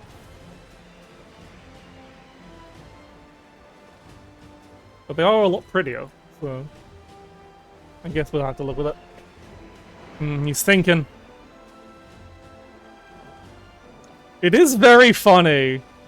Okay, I do have to call attention to fucking Gallon's fucking cleavage just being just in shot when he's on the opposing side. Okay, they got the super spicy.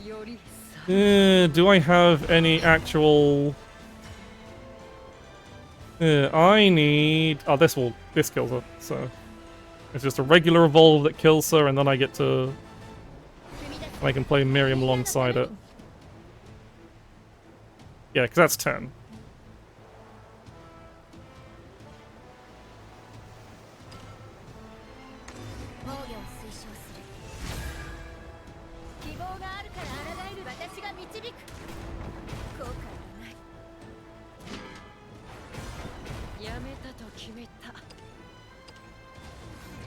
I need to get cards out of my hand, so I'll just... Oh, I played the wrong way around. Fine.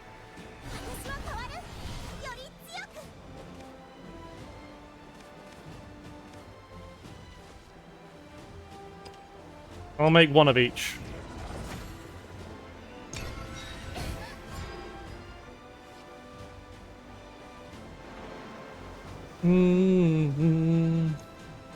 So yeah, Burnite puts a crest on the opponent, which means they take 1 damage at the start of their turn.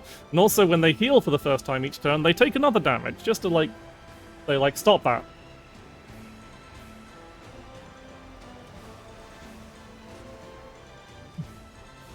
So dragons is, yeah. They are at the point where there's just this fucking...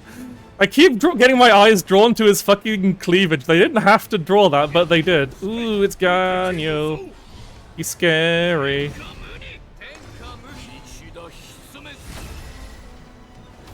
Ugh. Ugh, I really need any of my hard removal spells. God damn it. That is not my hard removal spells that I need to survive here. Ugh.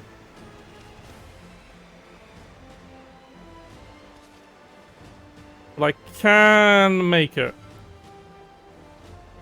We play that to remove you. And then we play you.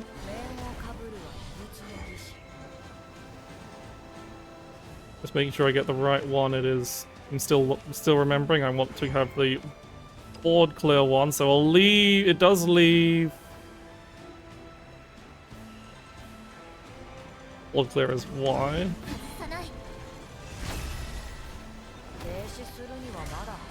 It does leave the barrier guy up. That deals with most of the stuff, but this is kind of scary. They can just kill me at this point, actually.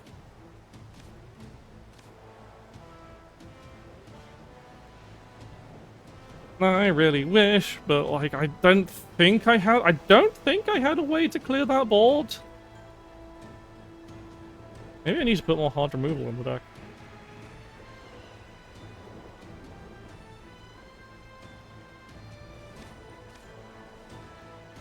Yeah, I'm not in a good spot. I don't know, none of these have ward.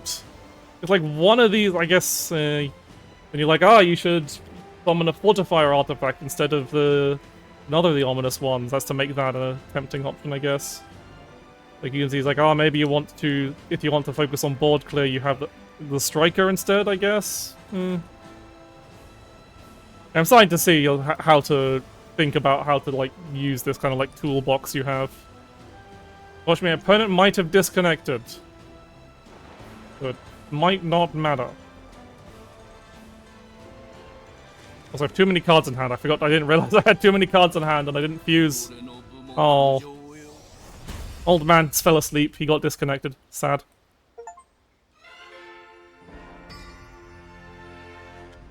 But a win's a win. Why it still says the rematch if he disconnected? How can I rematch someone who's got disconnect? But I think it's enough for today. It is late. Let's claim all my things. I love claiming things. I'm claiming feats. And title. And vials. Delicious vials. I might craft some of the gold cards I'm missing from my Portal Craft deck. How many tickets do I have, actually?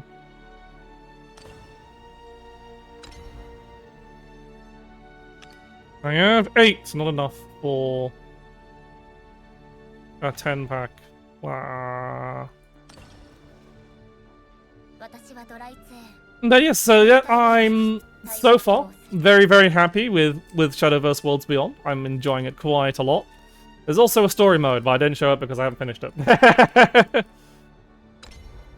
Instead, if you find my teachings of the classes to not be to be a bit too confusing and a bit too fast, there is a decent enough tutorial. And practice matches and all that stuff. But yeah, I like it a lot. And I hope to see lots of people playing. I will try and wrangle other VTubers and try and make them learn the game. It's very pretty. Yeah, we can look at all the home screens for all the characters. God! It's so horny! Like, I feel like Marie's probably one of the... No, she's still very horny. Her ass is fully out. Yeah, well, Kari's just... That's the Runecraft leader, by the way. He's very cool and very sexy. And we have Old Man. Sexy, sexy old man with his fucking cleavage window.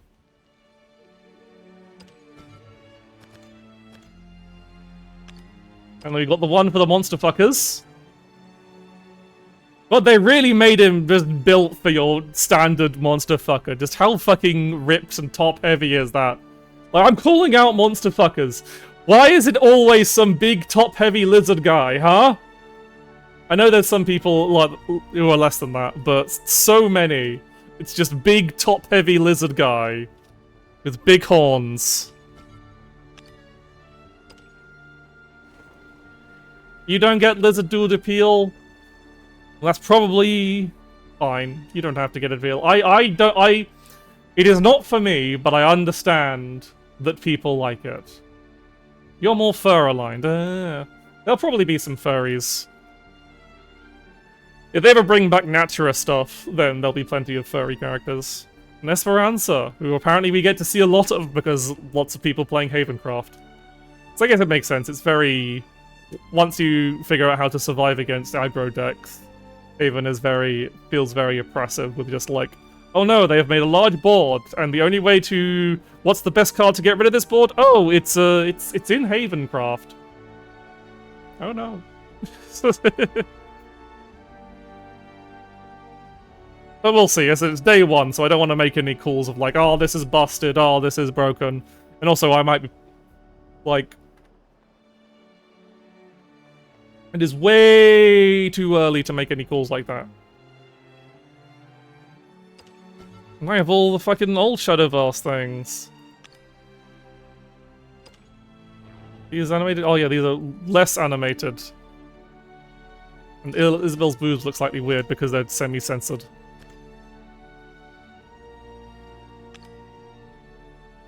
I wonder how many of these will come back. These are all the old leader wallpapers I had from playing the original game. How'd they bring back Selfie? She was cool. I liked, Another day, another massacre. Bambi doll! Unfortunately, you came in right at the end. I was just wrapping up, but thank you for the raid. Bunga! I know that. That's from fucking... I'm really sorry. Bunga, that's from fucking... About damn time. Bug Snacks. The Burger Bug. But also it could just be because you're blonde. But hello, Bunby Doll. Hello, Eris. About damn time. Hello, my Zordium. And hello, Crimson Carl. Hi, I'm Aya. I've just been playing Shadowverse. I see you've just been playing Shadowverse World Beyond. Have you been having a good time as I? Anyway, I'm going back to Dryzen. Like, I could use all my... That's very funny. It's like, I could use all my old Shadowverse veteran cosmetics. I'm just like, but I like Dryzen. I like girls in ridiculous bodysuits. And dual-wielding powerful guns. And hello... V Valentine? But yes, I am Ayasami. I'm a digital rabbit. I've just been playing a lot of Shadowverse. I've been playing a lot of fun. How have you been finding Worlds Beyond, Bumby Doll? Because I've been having a lot of fun. Yeah, it's definitely easier to start this than it has been to start Shadowverse for Shadowverse Classic as a long time. I've played Shadowverse Classic a lot. As you can see by all these. This isn't even, like, many people have more than those because those were, like, judge things, but yeah. Yeah, and I'm enjoying it a lot. Like, I've had a lot of people saying, like, other long-time Shadowverse players that they're kind of sad that they're, like, annoyed that, like, not more stuff carried over. But I don't feel that bad. It's like, you can still play classic Shadowverse. Still there, it's still fun to play. It's just that I didn't have a particularly my specific problem with Shadowverse is I didn't have with continuing classic Shadowverses. I didn't have a particular nostalgia for the older metas they were doing. I was just like, I really liked the last set of Shadowverse Classic. I thought that was some of the best fun the game was. And now you can play it like with rotation select and other formats, so it's not like it's quite dead, but I just didn't have the energy to keep up with it. I've been greatly looking forward to Shadowverse Worlds Beyond, and it has exceeded my expectations in a lot of ways, and I love to build a big robot. I love playing Artifact Portcraft. I love...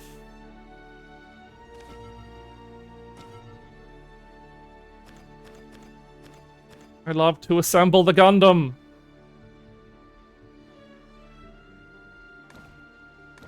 Even if I've discovered it really needs help with getting wards out of the way. Because so many times I've just been like, especially against Havencraft, because they'll just play Jean, and Jean's got 6 defense, I'm like, fuck! How dare you! I should really delete this one, because it was like an incomplete version, but... same deck. I did play a bit of Havencraft myself because my first packs were a lot of Havencraft cards. But yes, unfortunately, I am very tired. So as much as I would like to...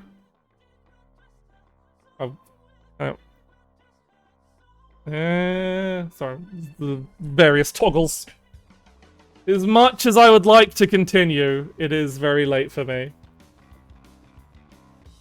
So I'm very sorry, but I'll send you... let's see who's online to raid you onto. I don't usually raid strangers, so it might not be someone playing Shadowverse. I'm sorry. You were expecting more Shadowverse. But yeah, no, it's late. I need to go to sleep. Where's the browser? Get onto Twitch. But yes, my next stream will be on Thursday. I'll be playing a VR game. We're playing, and so it'll be basically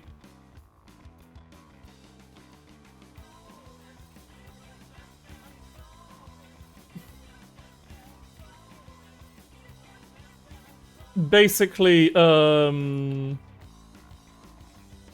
am I saying? Yeah. We're playing a VR game called Until You Fall All, which is a VR arcadey sword fighting roguelike. So it's not quite a simulation as a lot of like sword fighty type games. That's why I quite like it, because the simulation stuff gets kind of annoying. It's more arcadey and it's got like this kickin' synth-based soundtrack and everything's all brightly colored and really fun to play, and you get to go. And one of the weapons is a massive fucking hammer. Alright. I'm firstly just checking to see if any of my friends are playing Shadowverse. No, they're not! I mean, none of my friends are playing Shadowverse. Terrible friends. But I will raid in. Let's raid into Dot. There's only the. So yes, thank you all. Have a lovely night. And I'll be back on Thursday. Bye-bye. Yeah, I'm so tired. Bye.